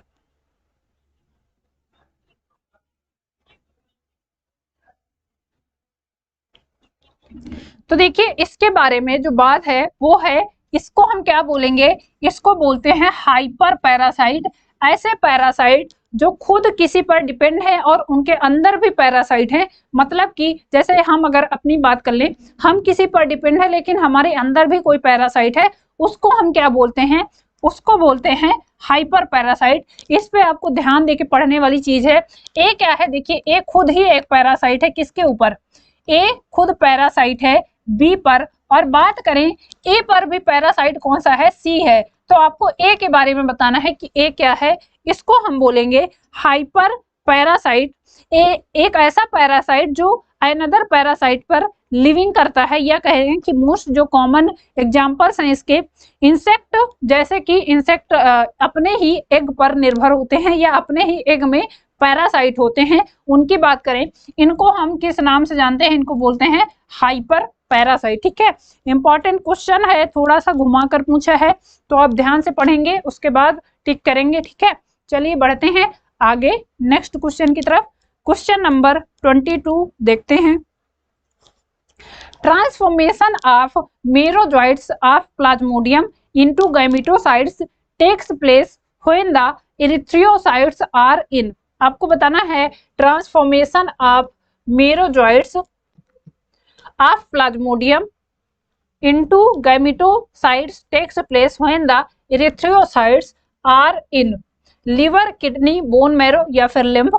आपको देखिए क्वेश्चन से पूछा क्या है कि मीरोजॉइट्स का जो ट्रांसफॉर्मेशन है वो गैमेटोसाइट्स में कब होता है, ये आपको बताना है। जब लिवर में होती हैं, किडनी में होती हैं, बोन मैरो में होती हैं, या फिर लिम्फ में होती हैं, आपको बताना है। तो देखिए ये कब होता है, ये होता है जब क्या है, ये गैमेटोसाइट्स बोन मैरो में होती हैं। ठीक है, बोन मैरो में क्या होता है, हमारे ब्लड का फॉर्मेशन होता है, और यहीं पर ट्रांसफॉर्मेशन होता है मेरोजॉइट्स का, किसमें, गैमेटोसाइट्स में। ठीक है, तो याद रखेंगे, इंपॉर्टेंट क्वेश्चन है, कहां पर होता है, बोन मैरो में। आगे बढ़ते हैं नेक्स्ट क्वेश्चन की तरफ। एसर्शन और रीजन का क्वेश्चन है, देखते हैं। एसर्शन दिया है Entamoeba histolytica is an obligate anaerobe, क्या ये ट्रू है। रीजन दिया है इसके लिए mitochondria are absent is in it.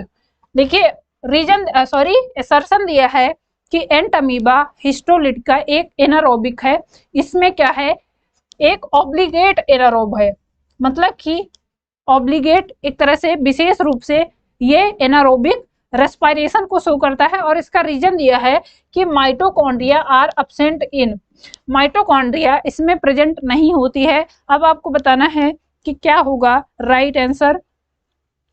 Option दिया है first, A is true, R is true and R is the correct explanation of A. B option दिया है A is true, R is true but R is not the correct explanation of ए।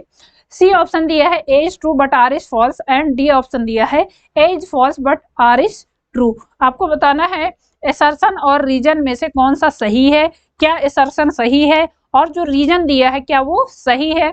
बताएंगे क्या होगा इसके लिए right answer. तो देखिए बात करें अगर एंट अमीबा हिस्टोलिटिका की, ये क्या है? एक पैरासाइट है और कैसा होता है? ह्यूमंस में ज्यादातर देखने को मिलता है, या फिर बात करें जो भी मैमल्स हैं उन सब में ये पैरासाइट होता है और ये एक्सक्लूसिवली कह सकते हैं या विशेष रूप से कह सकते हैं एनारोबिक कंडीशन में होता है। इसको ऑक्सीजन से कोई मतलब नहीं है। जिस भी बॉडी में ये निवास करता है उसी से न्यूट्रिशन लेगा, उसी से फूड लेगा, बाकी सारी चीजें वहीं पर करेगा। ठीक है, तो इसका कारण क्या है? इसमें कोई भी माइटोकॉन्ड्रिया प्रेजेंट नहीं होती है, ये भी एकदम सच है। अगर माइटोकॉन्ड्रिया प्रेजेंट होगी तो ये फिर क्या कर सकता है? एक तरह से अपना रेस्पिरेशन कर सकता है या कहें कि अपना फूड बना सकता है।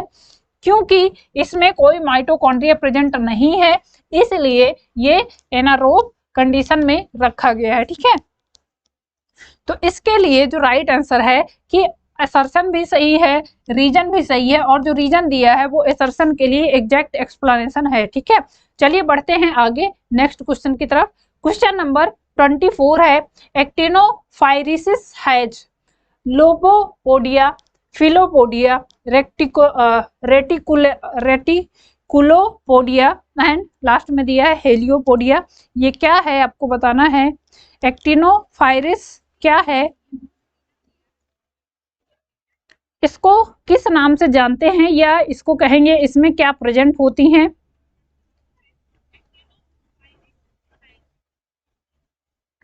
चलिए देखेंगे, इसको कहते हैं हम हेलियोपोडिया। आपको याद रखना है, सीधा सीधा क्वेश्चन है।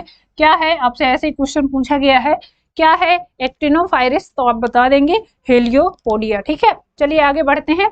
अगेन स्टेटमेंट एंड रीजन का क्वेश्चन दिया है, देखते हैं। स्टेटमेंट फर्स्ट दिया है, the binary fission of Euglena is called homothetogenic fission because the daughters euglenae are like mirror image. इसमें स्टेटमेंट फर्स्ट दिया है कि जो किसमें यूग्लिना में जो बाइनरी फिजन होता है उसमें जो डॉटर सेल होती हैं वो एग्जैक्ट मिरर सेल होती हैं या कहें कि एग्जैक्ट सेम होती हैं अपने मदर सेल की, इसीलिए हम इनको क्या बोलते हैं? होमोथेटोजेनिक फिजन बोलते हैं।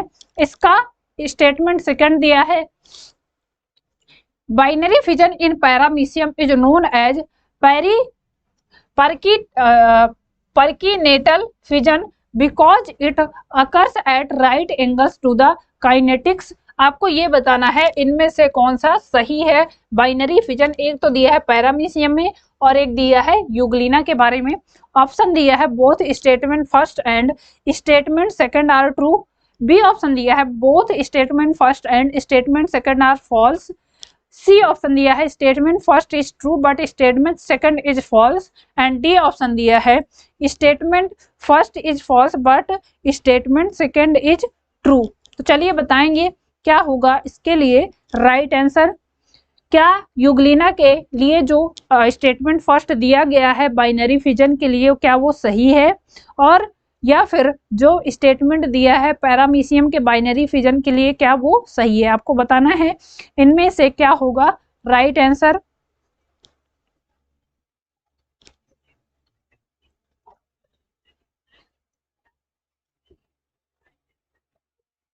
चलिए बताएंगे।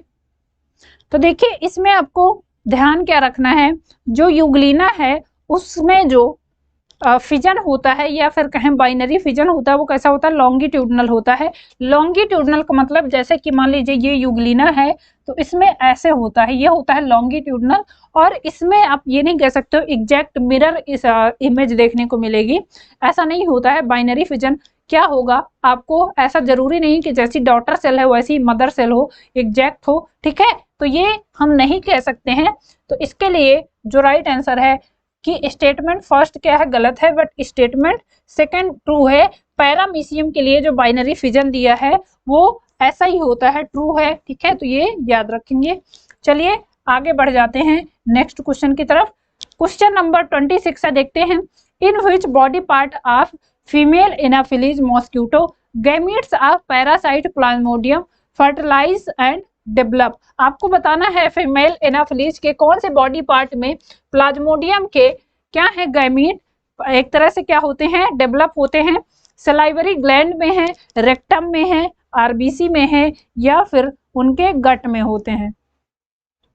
प्लाज्मोडियम का जो गैमीट है वो एनाफिलीज मॉस्क्यूटो के अंदर कहाँ पर डेवलप होता है, उनके सलाइवरी ग्लैंड में, उनके रेक्टम में, उनके रेड ब्लड कार्पसेल्स में, आरबीसी में, या फिर जो गट है, गट का मतलब उनकी एलिमेंट्री कैनाल में। आपको बताना है कहाँ पर डेवलप होता है। तो देखिए ये कहाँ पर डेवलप होता है, जो फीमेल मॉस्क्यूटो है उसके गट में डेवलप होता है, और ये डेवलप होके स्पोरोजॉइट बनाता है। गट में प्रेजेंट है, एलिमेंट्री कैनाल पर प्रेजेंट होता है, तो वो जाता है सलाइवा के माध्यम से कहाँ पर, अदर होस्ट में, जो कि है मैन। मैन में ये गट के थ्रू ही जाता है। यहाँ से जब क्या करता है मॉस्क्यूटो बाइट करता है तो अब इंजेक्ट करता है, सलाइवा को छोड़ता है हमारे ब्लड में, और उसी के साथ ये स्पोरोजॉइट फिर जाते हैं। प्लाज्मोडियम के जो स्पोरोजॉइट है ये जाते हैं ह्यूमंस की बॉडी में और वहां पर डिसीज कॉज करते हैं। ठीक है, तो 26 का जो राइट आंसर है वो है ऑप्शन नंबर डी। आपसे पूछा है क्वेश्चन में कि एनाफिलीज मॉस्क्यूटो के गैमीट कहाँ पर डेवलप होते हैं, सॉरी प्लाज्मोडियम के जो गैमीट हैं वो कहाँ पर डेवलप होते हैं, एनाफिलीज की कौन से बॉडी पार्ट में डेवलप होते हैं, तो वो डेवलप होते हैं उनके गट में, या फिर आप इसको बोलते हो क्या, एलिमेंट्री कैनाल। ये भी अगर ऐसा दे दे एलिमेंट्री कैनाल तो आपको कंफ्यूज नहीं होना है, ये भी क्या होता है, एक ही होता है।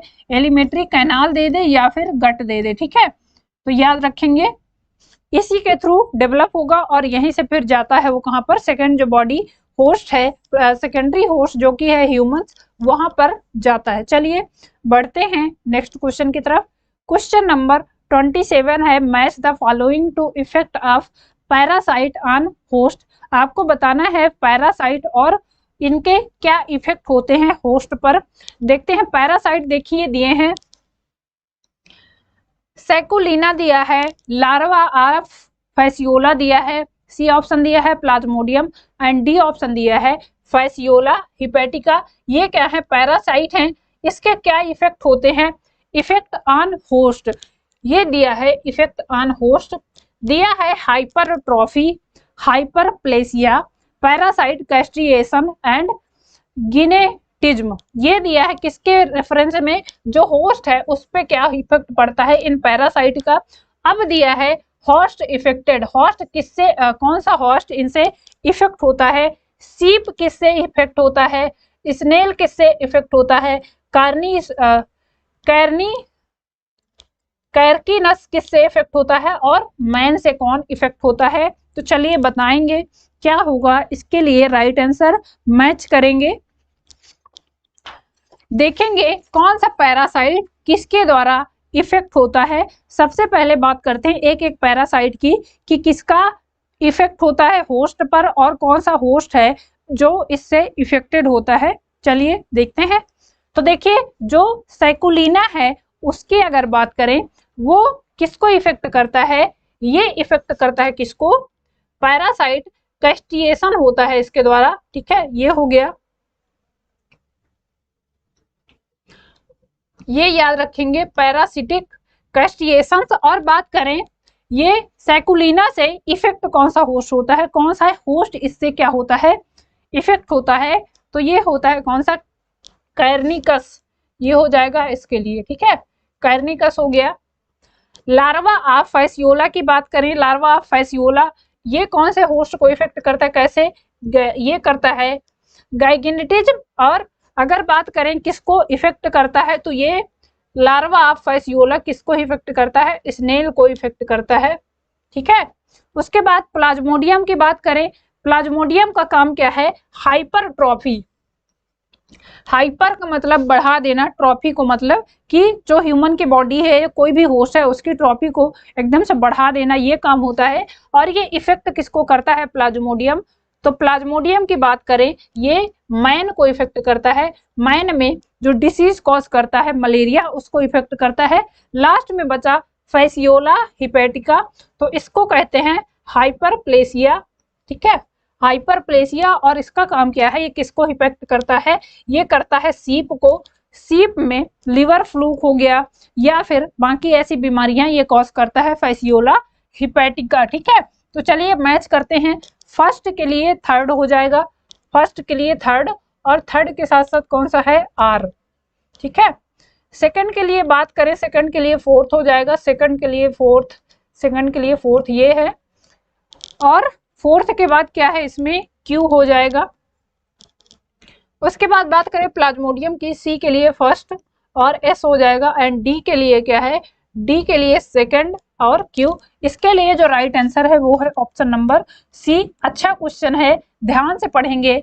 ठीक है, उसके बाद मैच करेंगे, बताएंगे। देखिए आपसे पूछा क्या है, पैरासाइट दे दिया है, फिर बताया है कि ये पैरासाइट जो इफेक्ट करता है होस्ट पर उसको कैसे करता है और कौन से होस्ट को करता है, आपको पता होगा। साइक्लोलिना क्या करता है, ये एक तरह से गैंगेटिज्म को शो करता है, और ज्यादातर जो दिखता है स्नेल्स पे या कहें कि जो मोलस्का के एनिमल्स हैं उनमें देखने को मिलता है। मॉस्किटो की बात कर लें, प्लाज्मोडियम उसके अंदर जो पैरासाइट होता है, प्लाज्मोडियम की बात कर लें किसको इफेक्ट करता है, ये ह्यूमंस को इफेक्ट करता है। ह्यूमंस में क्या डिसीज कॉज करता है, मलेरियल पैरासाइट होता है। ठीक है, उसके बाद बात करें, ये जो फैसियोला हिपैटिका है, जो सीप होती है, भेड़ होती है, उसमें लिवर फ्लूक का कारण होता है। तो ठीक है, आप ध्यान से पढ़ेंगे, उसके बाद टिक करेंगे। ठीक है, तो 27 का जो राइट आंसर है वो क्या है, वो है ऑप्शन नंबर सी। चलिए आगे बढ़ जाते हैं नेक्स्ट क्वेश्चन की तरफ। अगेन 28 क्वेश्चन दिया है, इसमें आपसे देखिए पूछा क्या है, इन द गिवन डायग्राम। यहां पर इस क्वेश्चन को छोड़ देते हैं क्योंकि डायग्राम इस पे आया नहीं है। क्वेश्चन नंबर 29 देखते हैं। Choose the correct statement related of binary fission of paramecium. अभी हमने इसमें पढ़ा है, किसके रेफरेंस में पूछा है, पैरामीशियम के बाइनरी फिजन से रिलेटेड। देखते हैं option number first, during favourable condition Paramecium stops feeding after attending its maximum growth. Second दिया है, at first the micronucleus divides by amitosis and the macronucleus divided into two daughter cell nuclei by mitosis. Third दिया है, the porter receives the anterior contractile vacuole cytopharynges and cytostome from its pattern individuals. And fourth दिया है, before karyokinesis a transverse constriction appears in the middle of the body. अब आपको बताना है कि इनमें से क्या है, कौन सा करेक्ट है। करेक्ट पूछा है, आपको सही बताना है किसके रेफरेंस में, पैरामीशियम में जो बाइनरी फिजन होता है उसमें कौन सा ऑप्शन सही है। चलिए बताएंगे।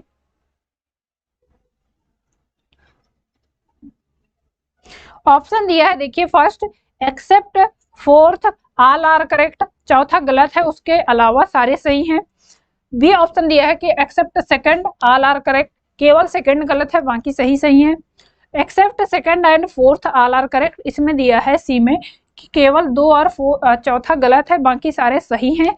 एंड डी ऑप्शन दिया है कि ओनली फर्स्ट इज करेक्ट। चलिए बताना है आपको कि कौन से ऑप्शन इसमें सही हैं। इसकी बात करें बाइनरी फिजन की, तो इसमें जो सही है वो है सेकंड और चौथा क्या है, except second and fourth all are correct, ये दोनों गलत हैं, बाकी सारे सही हैं। ठीक है, इसकी बात कर रहे हैं, सेकंड की ये गलत है और फोर्थ की ये गलत है। थर्ड हो गया, फर्स्ट हो गया, सेकंड, फर्स्ट और थर्ड इसमें ट्रू हैं, बाकी गलत हैं। आप ध्यान से पढ़ेंगे, उसके बाद टिक करेंगे इसको। ठीक है, चलिए आगे बढ़ते हैं नेक्स्ट क्वेश्चन की तरफ। क्वेश्चन नंबर 30 है, देखते हैं क्या है। In which of the animals dimorphic nucleus is found. आपको बताना है कि इनमें से कौन से एक एनिमल में डाइमॉर्फिक न्यूक्लियस देखने को मिलता है। पैरामीशियम काउंडेटम में, अमीबा प्रोटियस में, प्लाज्मोडियम वाइवॉक्स में, या फिर ट्रिपनासोमा गैम्बियंस में कौन से एनिमल में डाइमॉर्फिक न्यूक्लियस देखने को मिलता है, बताएंगे। अभी हमने ये क्वेश्चन किया है, तो चलिए बताएंगे क्या होगा इसके लिए राइट आंसर। कौन से एनिमल में डाइमॉर्फिक न्यूक्लियस देखने को मिलता है?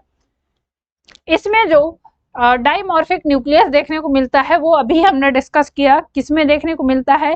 पैरामीशियम में देखने को मिलता है। डाइमॉर्फिक का मतलब दो न्यूक्लियस प्रेजेंट होंगे, तो हमने देखा है पैरामीशियम में सब जानते हैं, एक इसमें बड़ा न्यूक्लियस होता है और एक होता है माइक्रो छोटा न्यूक्लियस, इसको हम बोलेंगे क्या? Dimorphic nucleus. ठीक है, तो याद रखेंगे कहां पर देखने को मिलता है? ये देखने को मिलता है पैरामीशियम में। चलिए बढ़ते हैं आगे नेक्स्ट क्वेश्चन की तरफ। क्वेश्चन नंबर 31 है, the daughter paramecia formed immediately after binary fission are. जो डॉटर सेल बनती हैं बाइनरी फिजन के द्वारा, किसमें? पैरामीशियम में। वो कैसी होती हैं? मिरर इमेज होती हैं, प्रोटर एंड अपोजिट होती हैं, जेनेटिकली डिफरेंट होती हैं या फिर आइडेंटिकल होती हैं due to respect of their parent cell. आपको बताना है the daughter cell of paramecium कैसी होती हैं इमीडिएटली बाइनरी फिजन के द्वारा। तो ये कैसी होती हैं? ये होती हैं प्रोटर एंड अपोजिट। ठीक है, याद रखेंगे कैसी होती हैं? प्रोटर एंड अपोजिट। ठीक है, चलिए बढ़ते हैं आगे नेक्स्ट क्वेश्चन की तरफ। क्वेश्चन नंबर 32 देखते हैं, ऑल प्रोटोजोन्स आर, ये हैव, सारे के सारे प्रोटोजोन्स में कौन सी एक चीज है जो प्रेजेंट होती है? स्यूडोपोडिया है, कॉन्ट्रैक्टाइल वैक्यूल्स है, होलोजोइक न्यूट्रिशन देखने को मिलता है या फिर यूकैरियोटिक ऑर्गेनाइजेशन देखने को मिलता है। कौन से प्रोटोजोन्स हैं जिनमें एक ये प्रॉपर्टी है जो देखने को मिलती ही मिलती है? Pseudopodia, contractile vacuoles, holozoic nutrition या फिर यूकैरियोटिक ऑर्गेनाइजेशन। बताना है कौन सी एक कैरेक्टर्स है जो सारे के सारे प्रोटोजोन्स में देखने को मिलती ही मिलती है। तो देखिए हम इसकी बात करें, ये होता है यूकैरियोटिक ऑर्गेनाइजेशन। अगर हम RH व्हिटेकर के क्लासिफिकेशन की बात करें तो इन्होंने क्या किया है, सारे के सारे जो प्रोकैरियोट्स हैं, सारे के सारे जो क्या है प्रोटोजोन्स हैं उसको रखा है प्रोटिस्टा के अंदर, प्रोटिस्टा में। और इसकी खास बात क्या है, ये यूनिसेलुलर यूकैरियोट है, यूनिसेलुलर यूकैरियोट। जितने भी यूनिसेलुलर यूकैरियोट्स हैं वो सारे के सारे कहां पर रखे गए हैं? प्रोटिस्टा के अंतर्गत। तो सारे के सारे प्रोटोजोन्स की बात करें उनमें क्या है? यूकैरियोटिक ऑर्गेनाइजेशन देखने को मिलता ही मिलता है। बाकी बात करें स्यूडोपोडिया की, कॉन्ट्रैक्टाइल वैक्यूल्स की, होलोजोइक न्यूट्रिशन की, तो जरूरी नहीं है कि सारे प्रोटोजोन्स में ये देखने को मिले, लेकिन जो यूकैरियोटिक ऑर्गेनाइजेशन है ये सारे के सारे प्रोटोजोन्स में आपको देखने को मिलेगा ही मिलेगा। ठीक है, आगे बढ़ते हैं नेक्स्ट क्वेश्चन की तरफ। अगेन मैथ का क्वेश्चन है, देखते हैं। पैरासाइट दिया है और इनके द्वारा जो डिसीज कॉज होती हैं वो दी हैं, तो चलिए देखते हैं क्या होगा इसके लिए राइट आंसर। पहला जो पैरासाइट दिया है वो है ट्रिपैनोसोमा गैम्बिनेंस, सेकंड दिया है वाउचेरिया बैंक्रोफिटी, थर्ड दिया है लिस्मेनिया डोनोवेनी, उसके बाद फोर्थ दिया है प्लाज्मोडियम स्पीसीज और लास्ट में दिया है लिस्मेनिया ट्रोपिका। तो अब आपको बताना है इस पैरासाइट के द्वारा कौन सी डिसीज कॉज होती हैं। देखिए डेली बॉयल्स, ओरिएंटल सोर्स या फिर ट्रंकेट अल्सर्स, ये किसके द्वारा होता है? मलेरिया किसके द्वारा होता है? अफ्रीकन स्लीपिंग सिकनेस किसके द्वारा होती है? उसके बाद है एलिफेंटियासिस किसके द्वारा होता है? और लास्ट में दिया है काला आजार या इसको दमदम फीवर बोलते हैं, विसरल लिस्मेनिसिस बोलते हैं, तो ये किसके द्वारा होता है? तो चलिए बताएंगे किसके द्वारा कौन सी डिसीज कॉज की जाती है।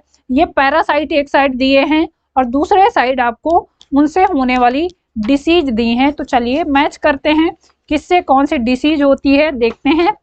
ट्रिपैनोसोमा के द्वारा हमने अभी पढ़ा है, इससे कौन सी डिसीज होती है? तो ये होती है अफ्रीकन स्लीपिंग सिकनेस, है ना, पढ़ा है हमने। अफ्रीकन स्लीपिंग सिकनेस किसके द्वारा होती है? सीसी फ्लाई, जो सीसी मक्खी होती है उसके काटने से होती है। और अगर पैरासाइट की बात करें कि कौन सा पैरासाइट होता है, तो ये होता है ट्रिपैनोसोमा, ठीक है। तो ये हो गया क्या, अफ्रीकन स्लीपिंग सिकनेस के लिए। सेकंड है जो, वो है क्या, वाउचेरिया ब्रांकोफ्टी के द्वारा कौन सी डिसीज होती है, तो इसकी बात करें, ये होता है क्या, वाउचेरिया के द्वारा होता है elephantiasis, commonly affect lymphatic vessels of lower limbs. ये क्या है, जो ह्यूमंस का लोअर लिम है, पैर में बेसिकली, इनका साइज अचानक से बढ़ जाता है, विसरल हम्प जो होती हैं उनको इफेक्ट करता है, ठीक है। तो ये याद रखेंगे, वाउचेरिया के द्वारा क्या होता है, एलिफेंटिस होता है। उसके बाद बात करें किसकी, लिस्मेनिया डोनोवेनी के द्वारा, इससे क्या होता है, इससे होता है काला आजार। क्या होता है इससे, काला आजार। चौथा जो है प्लाज्मोडियम स्पीसीज, इससे क्या होता है, ये तो पढ़ा ही है हमने, मलेरिया होता है ना। और लास्ट में क्या बचा, लिस्मेनिया ट्रोपिका, इससे होता है क्या, ये डेली बॉयल्स, ओरिएंटा स्कोर्स, या फिर कहें ट्रांसकेट अल्सर्स जो होते हैं इसके द्वारा होते हैं, ठीक है। तो चलिए याद रखेंगे किसके द्वारा कौन सी डिसीज कॉज की जाती है, आप ध्यान से देखेंगे, उसके बाद मैच करेंगे। तो देखते हैं फर्स्ट के लिए जो ऑप्शन है वो क्या है, थर्ड। फर्स्ट के लिए सी ऑप्शन, सेकंड के लिए क्या है, फर्स्ट के लिए सी ऑप्शन हो गया। सेकंड की बात करें, सेकंड के लिए है डी ऑप्शन, सेकंड के लिए डी ऑप्शन हो गया। थर्ड की बात करें, थर्ड के लिए है ई ऑप्शन, थर्ड के लिए ए दिया है इसमें, थर्ड के लिए ई ऑप्शन इसमें दिया है, ठीक है। फोर्थ के लिए क्या है, बी ऑप्शन हो गया, फोर्थ के लिए क्या है, बी ऑप्शन, एंड फिफ्थ के लिए ए ऑप्शन। ये हो जाएगा इसके लिए right answer option number C. Matching के क्वेश्चन बहुत आसान से होते हैं, बस आपको ध्यान रखना होता है कौन सा क्या है। अगर इसमें से आपको क्या है, तीन प्रेजेंट है, तीन पता है, तो आप क्या करेंगे, सही कर ले जाएंगे, ठीक है। तो चलिए 33 के लिए जो राइट आंसर है वो क्या है, ऑप्शन नंबर सी। आगे बढ़ जाते हैं नेक्स्ट क्वेश्चन की तरफ। क्वेश्चन नंबर 34 है एसर्शन एंड रीजन का। एसर्शन दिया है, देखिए, symmetrogenic binary fission takes place in Paramecium, ये दिया है बाइनरी फिजन इन पैरामीशियम। इसका रीजन दिया है the cytopharynges of the parent is retained by the proter. अब आपको बताना है ऑप्शन क्या सही होगा, both A and R are correct and R is the correct explanation of A. B option दिया है both A and R are correct and R is not the correct explanation of A. C option दिया है both A and R are correct, sorry both A and R wrong, and D option दिया है A is wrong but R is correct. तो चलिए बताएंगे क्या होगा इसके लिए राइट आंसर।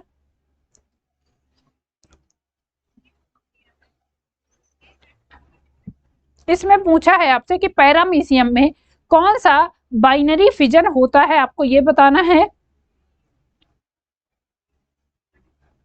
क्या जो पैरामीशियम में बाइनरी फिजन होता है वो सिमेट्रोजेनिक होता है, तो नहीं जी, ये सिमेट्रोजेनिक नहीं होता है। सिमेट्रोजेनिक अगर बात करें ये किस में होता है, ये होता है अमीबा में, ठीक है। ये भी याद रखेंगे किस में देखने को मिलता है, अमीबा में। अमीबा में जो बाइनरी फिजन होता है वो सिमेट्रोजेनिक होता है, ना कि पैरामीशियम में। तो इसके लिए एसर्शन कहेंगे गलत है।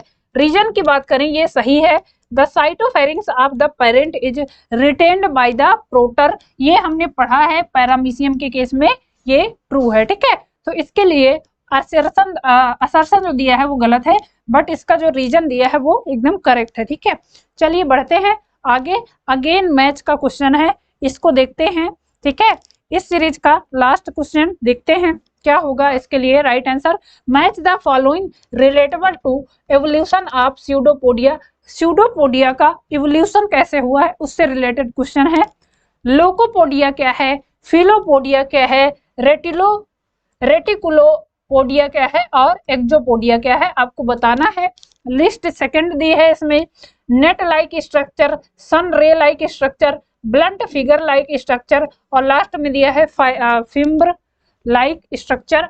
और लिस्ट थर्ड दिया है एक्टिनोफाइरेसस, एल्फिडियम, अगेन दिया है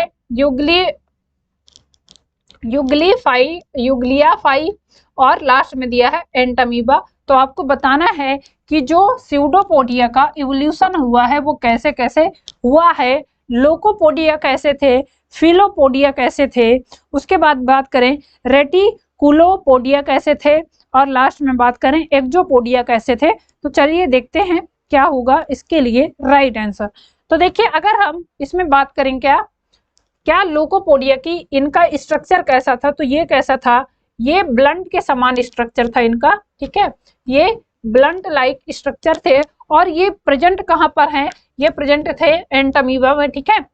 फिलोपोडिया की बात करें तो ये फाइब्री लाइक स्ट्रक्चर थे, और इनकी बात करें कहाँ पर प्रेजेंट थे, ये प्रेजेंट थे यूग्लिनॉइड में।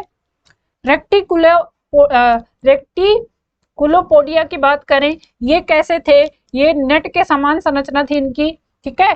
और बात करें कहाँ पर ये देखने को मिलते हैं, ये देखने को मिले थे इक्लिडियम में। उसके बाद बात करें एक्जोपोडिया की, तो ये सन रे के समान संरचना थी, और एक्टिनोफायरेसिस में देखने को मिले थे। तो चलिए देखते हैं, मैच करते हैं कौन सा ऑप्शन इसके लिए सही होगा। देखिए इसके लिए कौन सा ऑप्शन सही होगा, फर्स्ट के लिए सी ऑप्शन, उसके बाद क्या है एस, फर्स्ट के लिए सी एंड एस, सेकंड की बात करें सेकंड के लिए डी एंड आर, थर्ड के लिए A and Q, and fourth के लिए क्या है बी एंड पी। तो इसके लिए जो राइट आंसर है वो है ऑप्शन नंबर सी। 35 का जो राइट आंसर है वो है ऑप्शन नंबर सी। चलिए आई होप कि आपको ये सेशन अच्छा लगा होगा, समझ आया होगा। तो चलिए आज की क्लास हम यहीं तक रखेंगे, बाकी कंटिन्यू करेंगे हम नेक्स्ट सेशन में। नेक्स्ट सेशन में इससे आगे जो क्वेश्चंस हैं उनको हम बढ़ेंगे, ठीक है। तो चलिए पढ़ते रहिए, अपना ख्याल रखिए। Okay, thank you class.